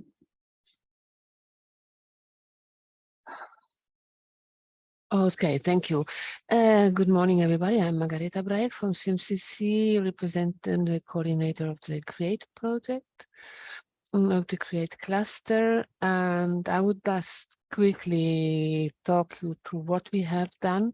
We are one of these projects which have been approved quite late. So informed at the end of May that we can start at the beginning of June did not mean that we were really able to start at the 1st of June. It took us some time, but we succeeded having the internal kickoff meeting in the beginning of July, and already succeeded in organizing the kickoff conference at the end of October in Split, which was a major dissemination event on what CREATE aims to bring further, learning from the present, from the cluster projects and so on. And we had in the same moment also workshop on climate governance in the same venue the day after, so to economize the travel budget, because they both were hybrid events, but most of the project partners were able to attend both events.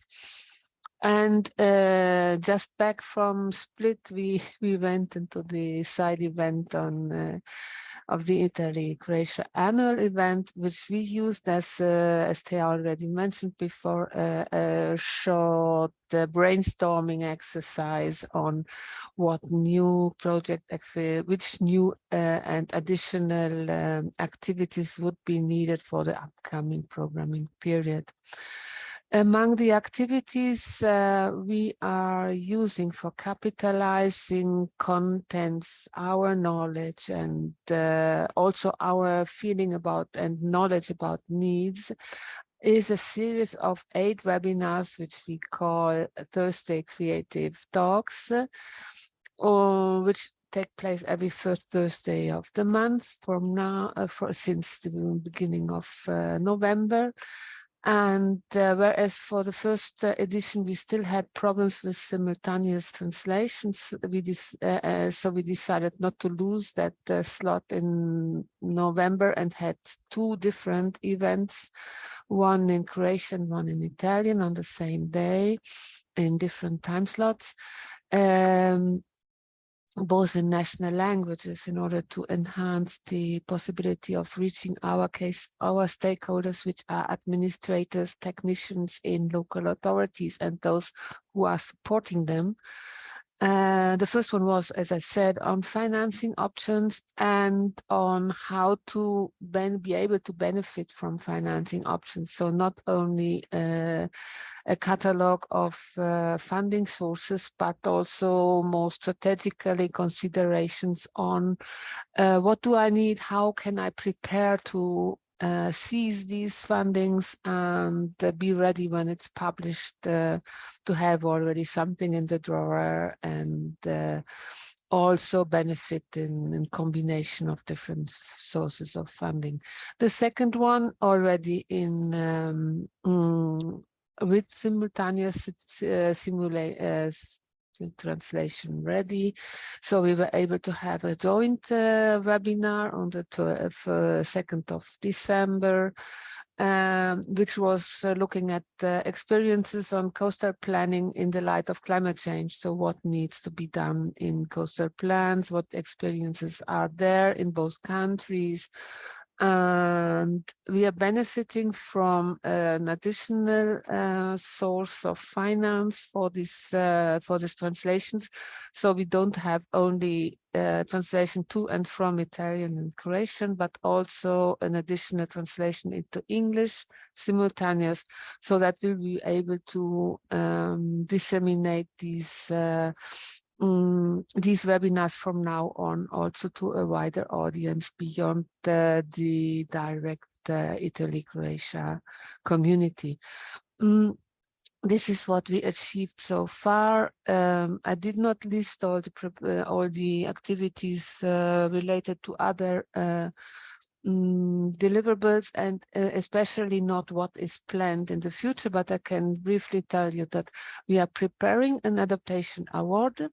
So we are calling for local authorities to present us what they achieved in order to create a database of good practices of what is possible, not in the Netherlands or in Denmark, which is mostly communicated in the adaptation community, but something which is actually in the country, possible in the country and under the conditions those we are trying to reach experience. So local administrational constraints, legislation, and so on, and especially also climatic conditions. This is this call will be launched in the middle of January, and the results, the winners, will be presented in June in our high-level conference at the end of the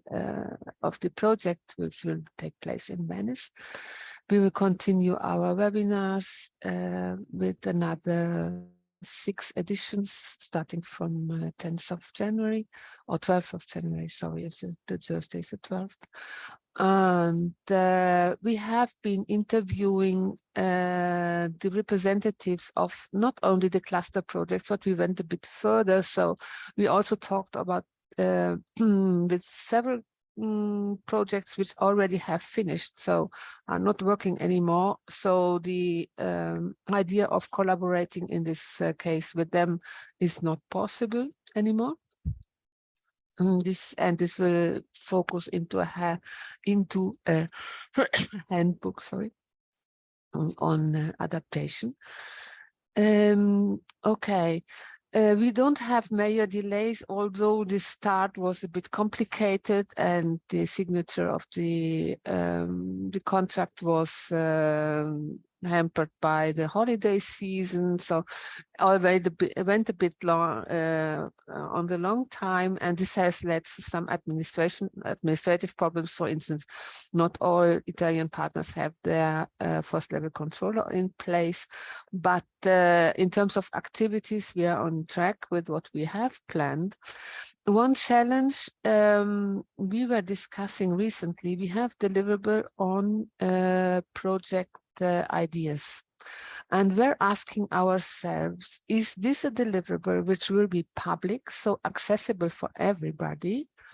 This would have a high impact on how we address this as such a deliverable, or can this be kept protected so that we can use this as a preparation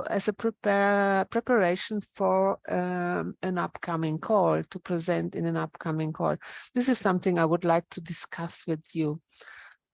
With regards to the relevant outputs, I must say, being so much involved in these interviews and trying to get interesting results from other projects, we interpreted it a bit different and looked at what we found so far, and we would like to bring further within the CREATE project.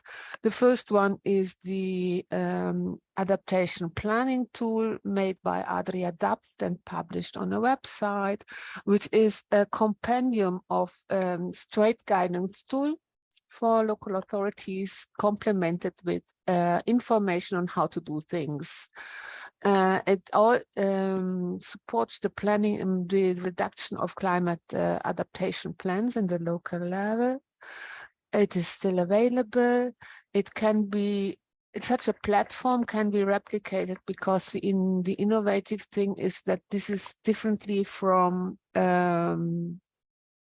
for instance, the Climate Adapt platform published by the European Environment Agency, very local specific. As I said before, also in relation to the Adaptation Award, this is very much focusing on local conditions, especially on local climate conditions and expected impacts in this climate impacts expected in this area.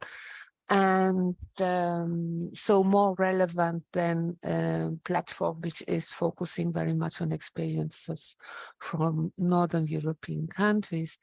So in this sense, it can be such a platform can be replicated for another area, but it is more a tool for uptake and helping, not rather replication, but uptake for adaptation, for action. It's intended to support the uptake in local policy making. We are still available to work on that. Several of the other partners are also in the CREATE project. The second one is an integrated framework for coastal planning, which is supplemented by detailed information on meteorology and oceanographic data, especially on future climate. It has been tested in the pilot sites in the response project, and is valuable because it increases data availability about future climate. It is complemented, similar to the other project, by Sorry, yes? Margherita, we are out of time. Okay, Can you... Yes, so it has a knowledge platform, so this is a repetition. And the last one is a tool for planning, and there we have really the difference between uptake and replication.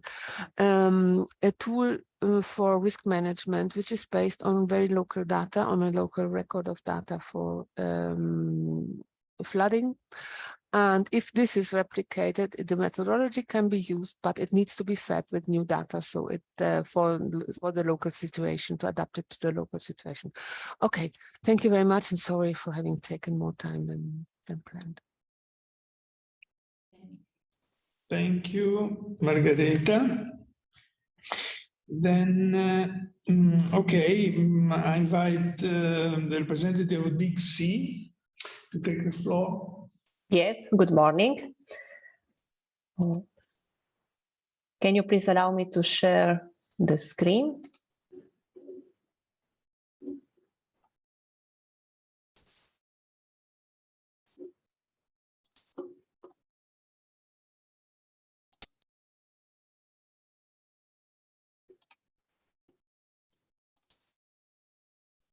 So can you see my slides?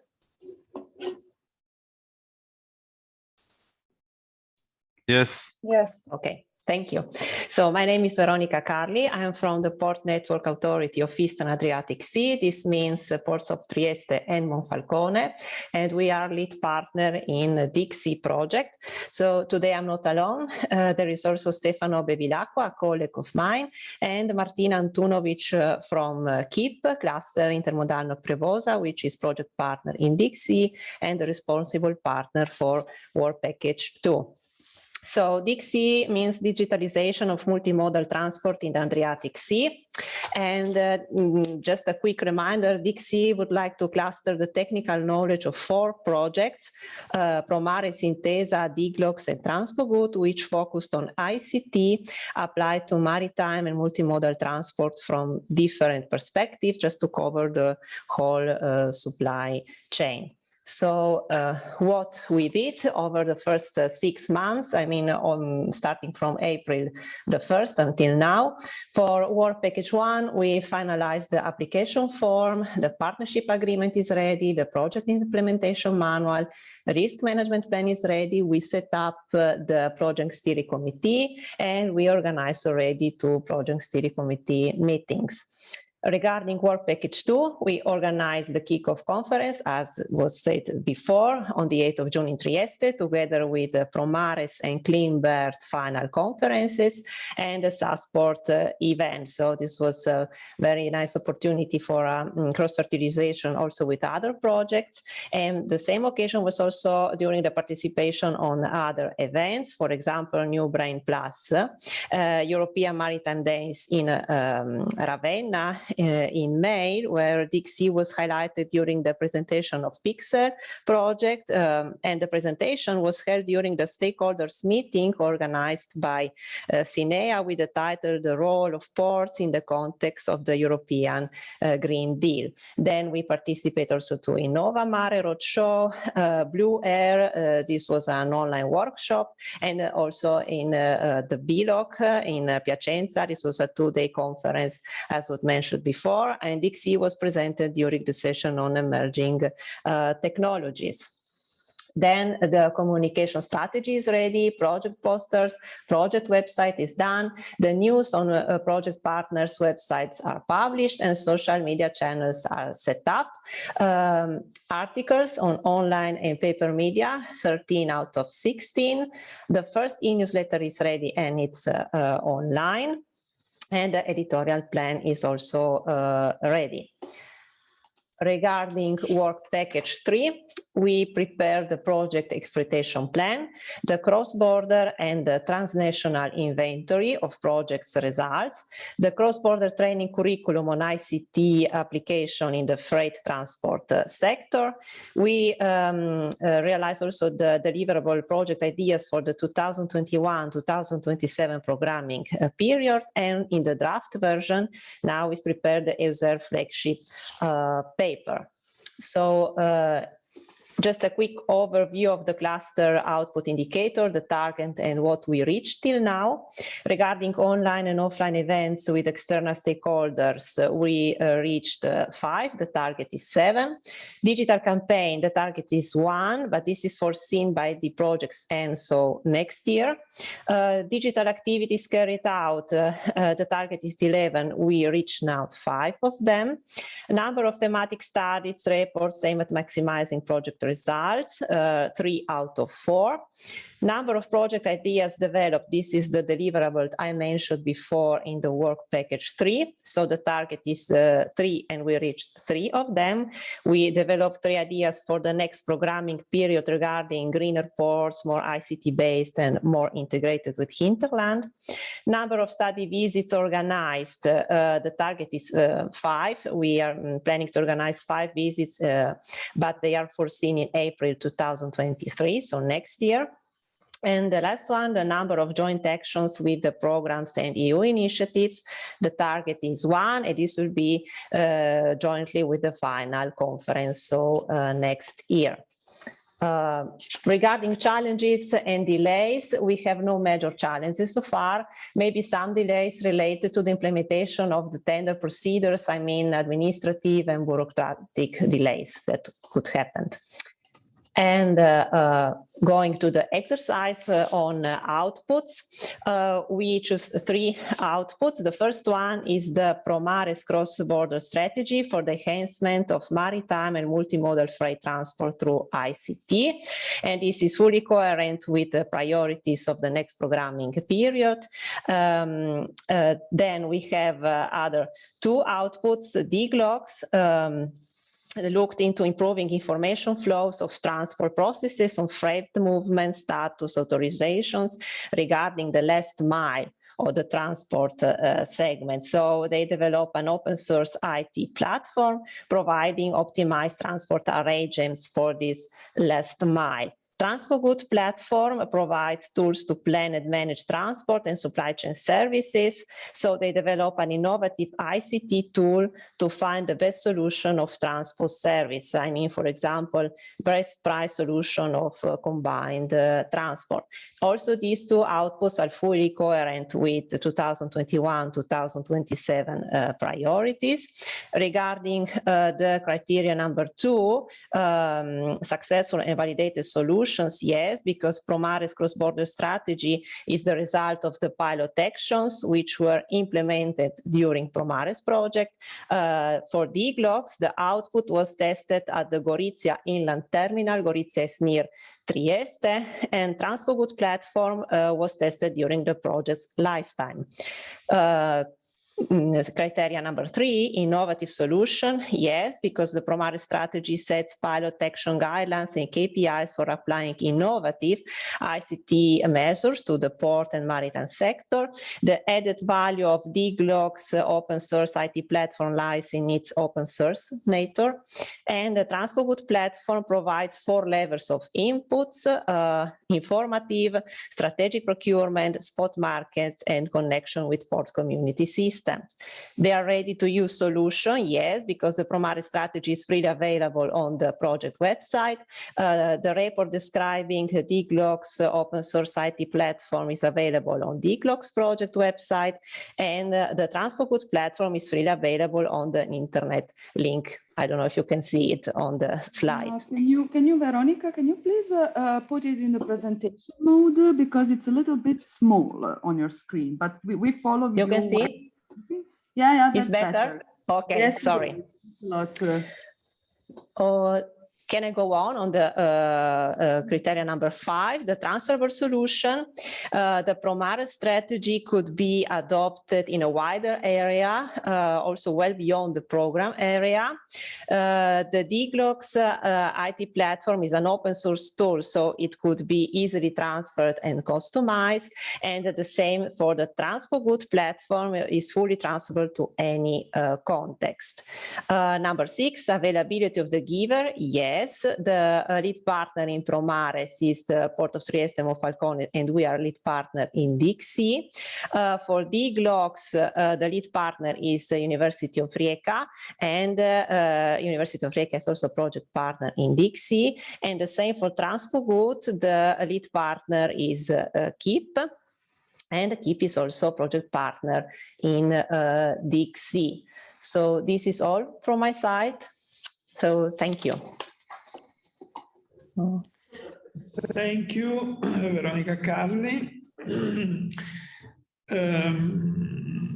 Well, now I invite the lead partner of Hatch to present the status of your project. Good morning. For me, the same problem. I cannot share with you my screen. Could you allow me? Yes.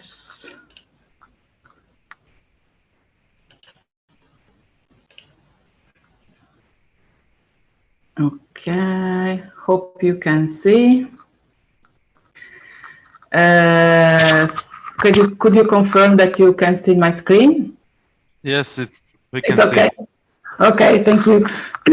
So good morning. My name is Sabina Susmel. I'm the lead partner, sorry, of Hatch project, Adriaticum Data Hub project. So a quick overview about what we did during these first 6 months. As other project, we started a bit later because we started to receive information that the project was funded in at the end of the summer. So we started in July. And in terms of VP1, so the VP of management, we are more or less in line. I mean, we are in line. We did the thing as foreseen. So we implemented all the activities are as planned in the AF. So we were able also to sign all the documentation. So the subsidy contract and the partnership agreement are ready. The FLC are appointed for all the Italian partners apart the PP2, but PP2 will be able to complete the procedure in time for this first period, reporting period. And also all the contract that foreseen to involve the external partner are accomplished, and the administrative aspects have been fulfilled. As you can see here, we have a forecast of the expenditure. So we monitor the expenditure, the trend of the expenditure for this first period. At the end, the overall expenses will be about the 37% of the budget foreseen for our project. But as I can say, we started a little bit late, and all the administrative procedure obviously started a bit late. For this VP2, thank you for this meeting, because I think that we learn a lot. With me online today, there's also our leader of the communication, the VP leader of this VP, and I have also with me the thematic leader for VP3, so respectively Blue World Institute and Corilla. So about the activities foreseen for communication, the red box are because in consideration that the organization of the project was respect to a provision of starting that was in April, we need to modify the scheduling considering the project started in July. So all this red box is because during the first steering committee the General Assembly has held in Udine in end of June, July, we decided to move and reschedule some of the activities because otherwise there was a gap between the start of the project and of the activities and the opportunity of communicate about them. Most of the activity, however, take place because our kickoff was in Monfalcone, Trieste at the beginning of October. As I said, we have had the first, and we have also a second steering committee and general assembly, respectively in summer, June, July, and in December. Related to the kickoff meeting, we take part to the Barcolana event with a stand that was lodged in Barcolana village.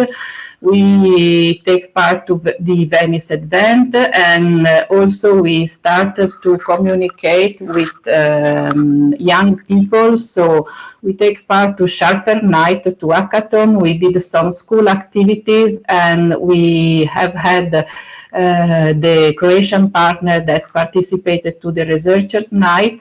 We also participate to the Sylogy Fair, and here, I don't know if you can see, but is out of the screen. Anyway, we take part to the Euroregio event, which is an event held in Klagenfurt in November. And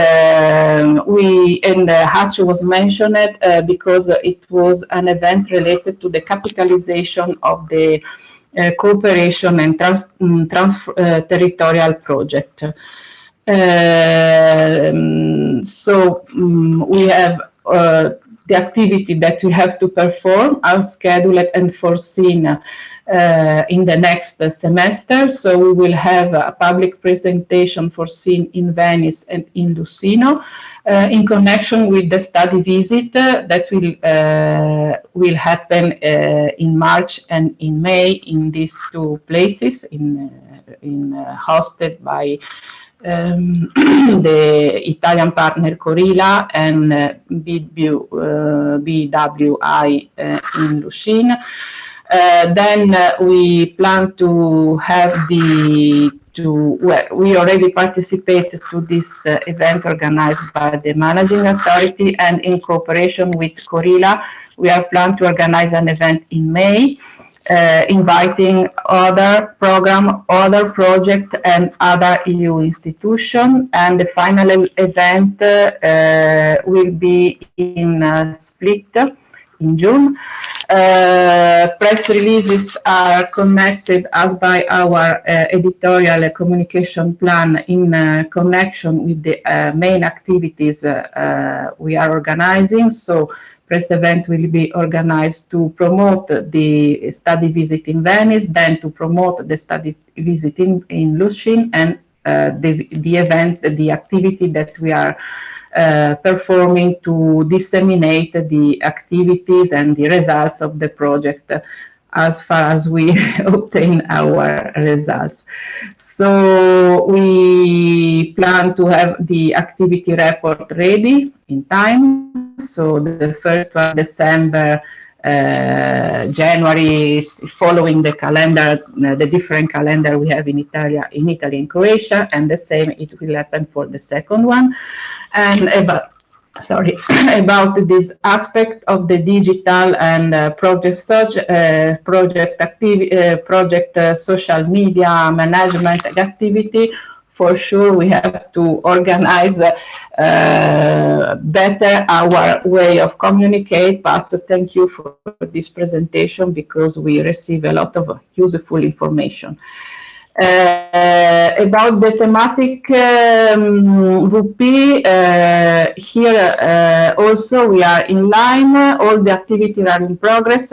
We have had several meetings face-to-face and online, because Hatch project is trying to capitalizing different projects. So in terms of challenges and delays, at the moment I have no particular trouble. I mean that I think that we are in time. One of the issue, in my opinion, is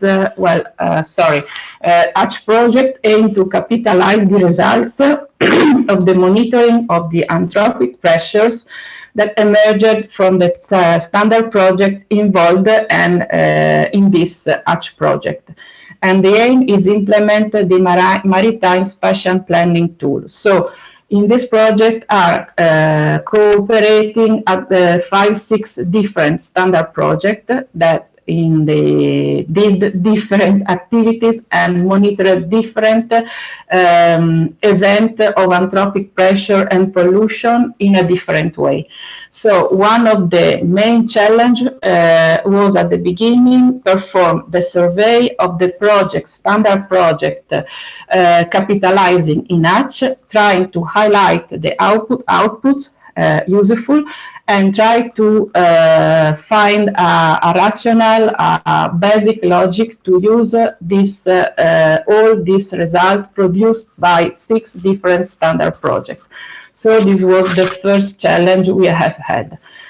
Related to that, we start to work. We start to have the first result. Soon, immediately, I will show something.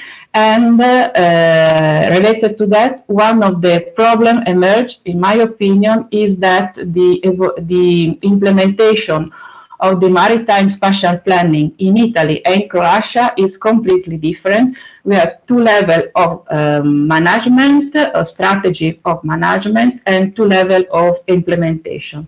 So one of the problems in this moment seems to me sort out from the possibilities of involving the Croatian responsible at political level for the MSP in Croatia. We are working on for that. We plan to have a meeting, a cross-border meeting, but it's not so easy because we appreciate that the approach is completely different. So we have to work hard to gain our result. And about the activity, as I said, are in project. So we start with a survey about the result of the project involved in Hatch. We select the parameters that we consider helpful to implement MSP tool. We prepare a data. Excuse me, Ms. Sabina Salzman, you are running out of time. You have 20 seconds to close. 20 seconds. We monitor the parameter from the previous parameter. We selected them. We create a logic basis to use them. We prepare a platform to show all the results coming from the previous project. Here is the web page and the aspect that will have our data hub, Adriaticum Data Hub. Finally, we try to perform this exercise on outputs. All the partners are available to spread the result they obtain. We are going to focus mainly on SO22 and SO21 in terms of coherence with the priorities of the new program. So we are working especially in terms of monitoring and in promoting the climate change adaptation. So we will work on that, and we will try to improve also this exercise involving all the partner part of this project. Thank you. Thank you, Sabina Salzman. Now, resistance.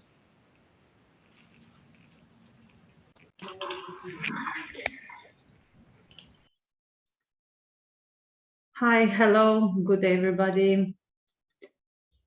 Please enable me to share the screen. Hello. Hello. Thank you.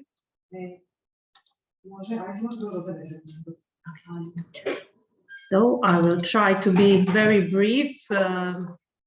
I think we are all counting the minutes until the lunch. Okay, so I'm Andrijana Dedic, lead partner of Resistance, Raising Awareness of Maritime Spatial Planning Importance, Cluster 4. Just a brief overview of the first 6 months of implementation.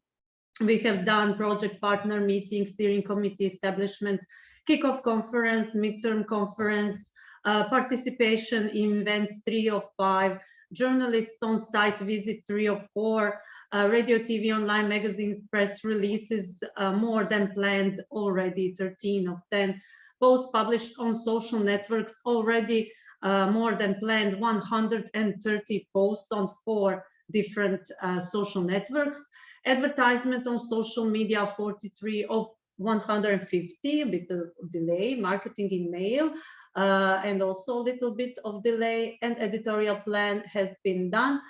Video showcasing the cluster's achievement 4 of 3, so already achieved more than planned.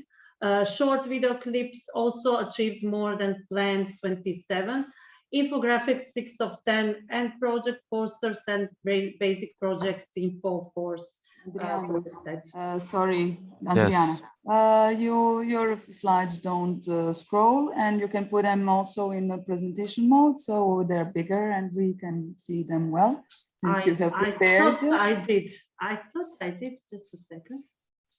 Now, is it fine?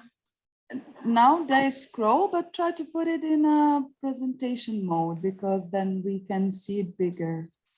Like this? You have na donjem desnom uglu imaš kao onaj presentation mode, no? Ali kad ga stavim kao dio projekciju neće. Sometimes there is a problem if we share only one presentation rather than the whole screen. So you can try, if it's not moving, to share all the screen, not just the presentation. This is my personal experience from past. So but I have two screens, maybe. We don't have time. Just go without presentation and move it on the left hand. Do you see it or not? Yeah, we see now slide 3. Okay. So one-day workshop achieved 2 of 5, one-day study visits 3 of 6. Summer school achieved, now it's called School of Advanced Studies. Cleaning day 1 of 3 achieved. So we reached more than 500,000 people using different communication approaches in the first 6 months of the project. And here are also some numbers after the kick-off meeting. Sorry, okay. So here are just some info about the kickoff conference in Postrana in July 2022, 50 participants present with different stakeholders. Also, midterm conference has been held in Rimini in November 2022, attended by 46 participants, also different stakeholders. And participation in events organized by the program or institutions and other Interreg projects. So we had our presence in Venice at the annual event. I presented the EcoMap project, and at the second day, the workshop together with Project Tekera has been held, how to preserve the Adriatic Sea ecosystems. The performance of different waves related to Soundscape project in Interreg annual event in Brussels organized by European Commission. Participation of the elite partner, me as well, I was a speaker at the Great Governance Workshop, panel discussion, sustainable beach management, also presenting good practice of EcoMap and resistance. So workshop sustainable management for MSC has been held in the occasion of the kickoff conference in July in Postrana. It was attended by 27 participants from Italy and Croatia. Workshop coastal and marine pollution related to fisheries, inland and maritime activities was organized at the occasion of the midterm conference of the Resistance Project in November in Rimini, and it was attended by 28 participants. And the moderator was from Emilia-Romagna region, bringing the experience of Adrian thematic cluster. So here are some pictures of our study visits. We saw the good practices of EcoMap, SASPAS, and ML Repair projects. School of Advanced Studies, University of Ferrara organized the 3-day event in November during the Silogy event in Ferrara, and it was devoted to graduate and PhD students.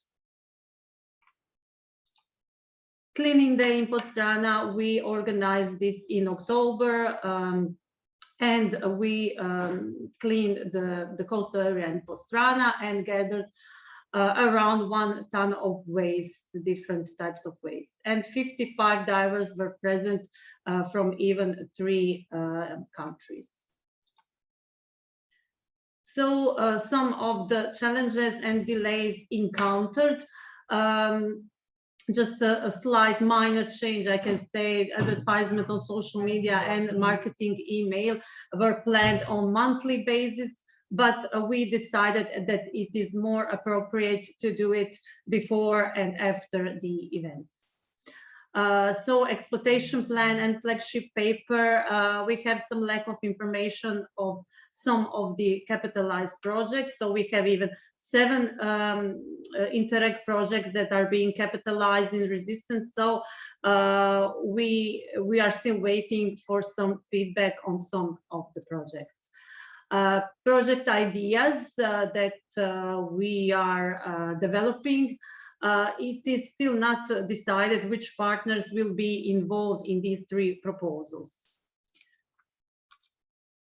So exercise on outputs.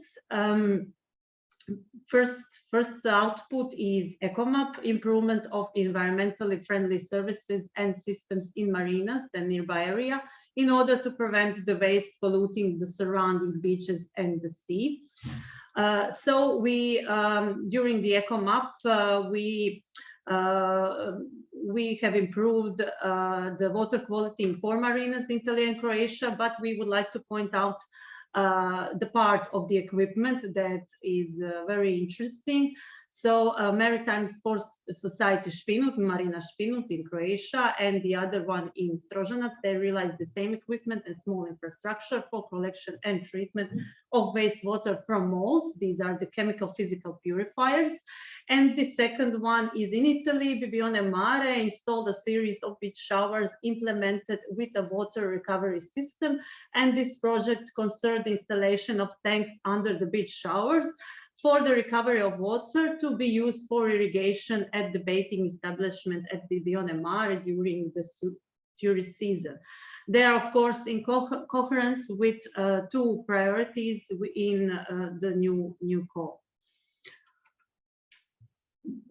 So this has been the successful and validated solution in Marina Špinut. During the 1 year, they gathered around 80 kilos of dangerous waste generated during ship washing. It was separated, and according to the scientific service applied at the area, the water quality in Marina has been improved. The equipment installed under the showers at Bibione Mare pilot site permits to reuse and save thousands of water liters. In Croatia, the system of chemical physical purifiers. Sorry, 1 minute left. Okay, I will be quick. So this is the system that is new for small ports in Croatia, and all of the details can be found on the official website, and it can be easily transferable to all ports and beaches. And of course, the partners are available to share their experience. SASPAS laying and boot of environmental friendly anchoring system. So Corentin National Park installed 52 friendly anchoring buoys in 5 bays within SASPAS project, and they also have been doing the transplantation of transportation using biodegradable materials, the patent that was produced by Biosurvey. And this has been also a successful solution. 65 of installed cuttings of the Posidonia oceanica have been growing. This is innovative solution, definitely, and ready to use. And the transferability depends on the type of the organization that implements this output.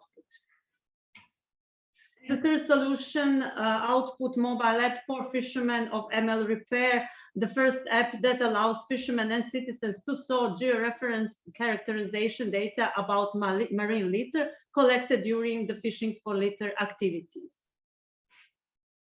So it was tested and used in 2 years by 20 fishing vessels from fishing ports, both in Italy and Croatia, and 4 tons of marine litter were registered of the app and characterized. It is completely free and easy to use, and they can be used in every area with no geographical limitations and easily transferable to other organizations. They are available to share their information. And here are our social networks. Follow us, and we need more likes, need more shares. Thank you very much for today. This is it. Okay. Okay, thank you, Adriana Dedic. And now, Tekera, please take over. Good afternoon, everybody. Could you please habilitate my screen sharing?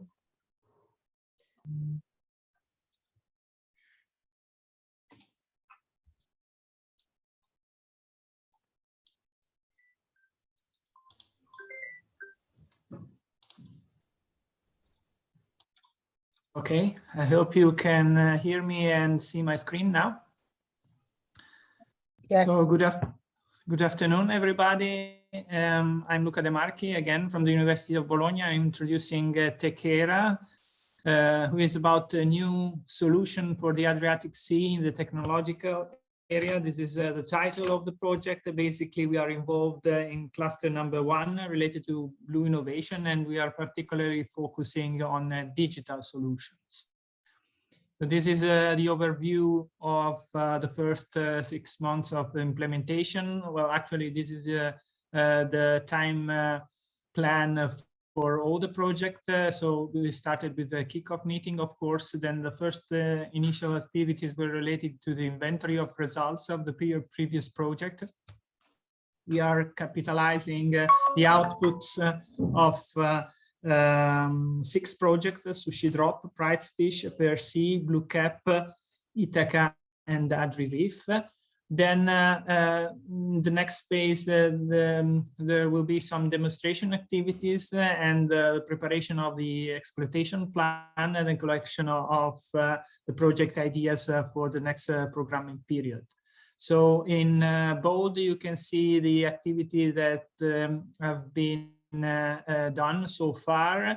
So the inventory of results has yet to be finalized, but more or less completed. Then we have performed a study visit and stakeholder workshop and a thematic seminar.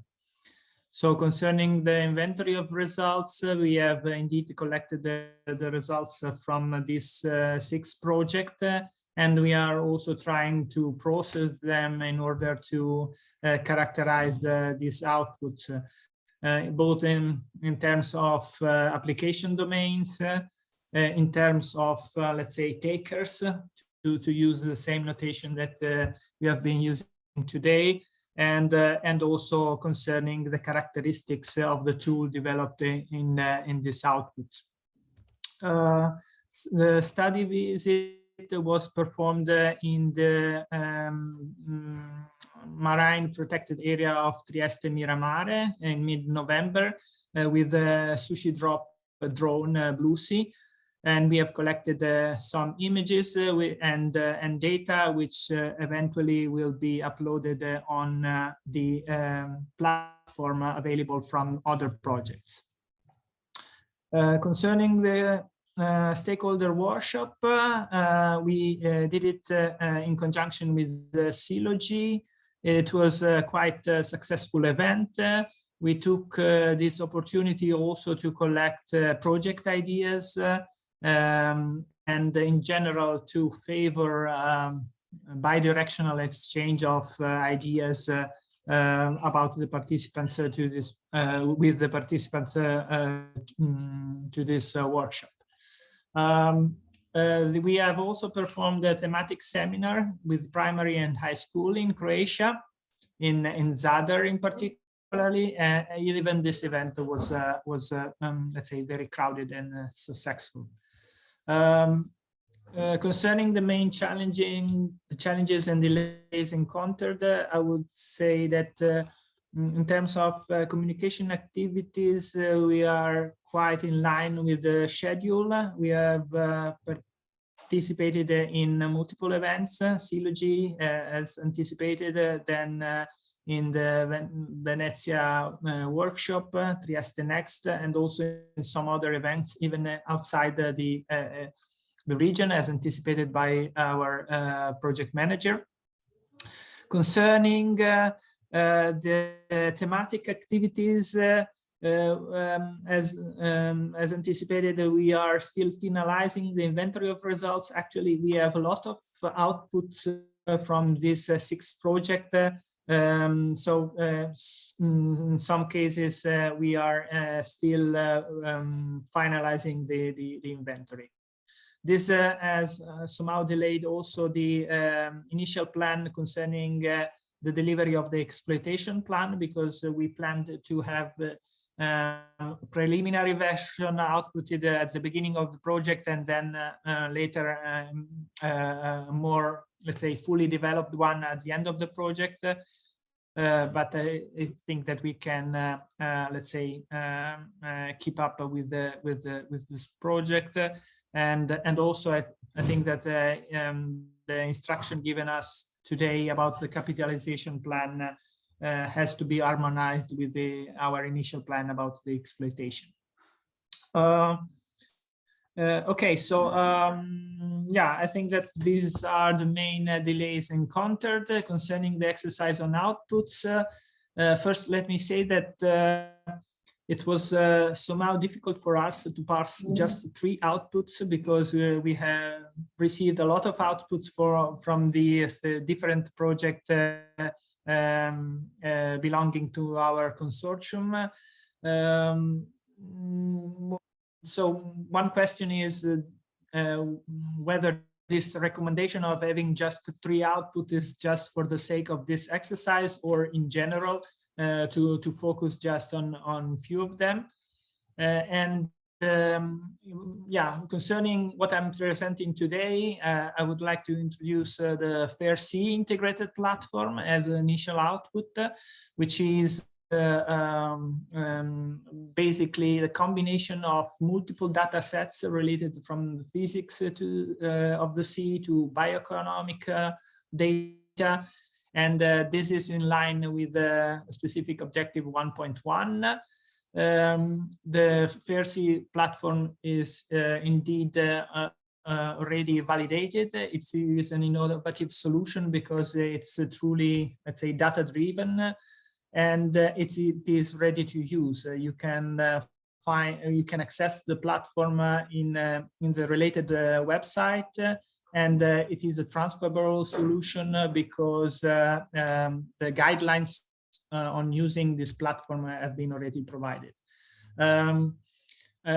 Second output is related to the WebGIS app developed within the AdriRIF project, and merging it with the Sushi Drop drone, in the sense that AdriRIF produces, the aim of AdriRIF is to have a map of the Adriatic natural reefs and artificial reefs, and Sushi Drop developed a drone which can be used indeed to produce these maps.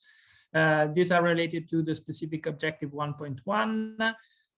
Both the WebGIS produced within the AdriRIF project and the data produced by the drone have been validated. They are both, I think, quite innovative solutions. In particular, AdriRIF developed a new photogrammetric technique to realize the maps. The Sushi Drop developed this new drone, which can be used as a remotely operated vehicle or an autonomous vehicle. Then the data collected in the 2 projects are available on 2 open databases, one for AdriRIF, one for Sushi Drop, both, let's say, designed to be fair, means findable, accessible, interoperable, and reusable. So indeed, these are transferable solutions. Finally, I would like to discuss with you the Prizefish app, which is an app to allow the, let's say, to create a connection between fishermen and fish consumers. This is more related to specific objective 1.4. The output also has been already available, and it can be downloaded from Google Play or the App Store.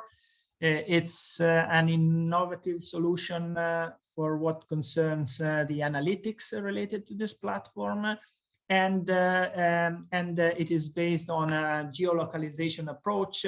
So now it is focused in particular on the Marche region, but it is transferable in the sense that it can be enlarged to multiple regions. All the partners are available to contribute to the further capitalization of these activities and outputs. So this is it from my side. Thank you very much. Thank you to all the projects that gave this illustration about achievements, issues, and state of the art. We went a bit longer, so we will. Our proposal is to finish here our meeting, and we will come back to you individually on in January with let's say a follow-up information from the JS with our, let's say, feedback and impressions from today's meeting. We recorded the meeting in order to be able to go again through the information that you gave us. And we kindly ask all the projects to send us, to send to their project manager the presentation and the Excel file with the capitalization exercise. So if you could do that before Christmas, it would be great, so that we can work on it after vacation and give you a feedback in January. As I said at the beginning, our intention is to have more of these occasions to meet, and maybe also to meet in person in 2023. That would be our hope, and also to involve you in some program communication activities and initiatives. So we'll definitely come back to you with more information about this, and we will try to support you as much as possible and to give you as much visibility as possible within the program area. Finally, I would like to just give you some more information about, just to underline the importance of the financial performance. So we have talked today, we on purpose did not ask any information about financial status, but we would like to just underline the importance of keeping up with the expenditure as well. And you know that in January you will have your first progress report open, so it's important also to give a dedicated attention to that. Second thing, of course, in case you have problems and issues, your project managers are at disposal, so you please get in contact with them in case of need, in case of big difficulties or any problems. Of course, we are also, Angelo, myself, and the other colleagues are also at disposal in case of need. And last but not least, I would like to thank everybody for their contribution, which were very valuable, and we received a lot of information. Maybe we need some time to process also, but thanks a lot for your work and for today. And I take the occasion to wish you all Merry Christmas and nice vacations, and we will be in touch in January. Thank you and bye. Bye-bye. Thank you. Thank you. Bye-bye. Bye-bye. Bye.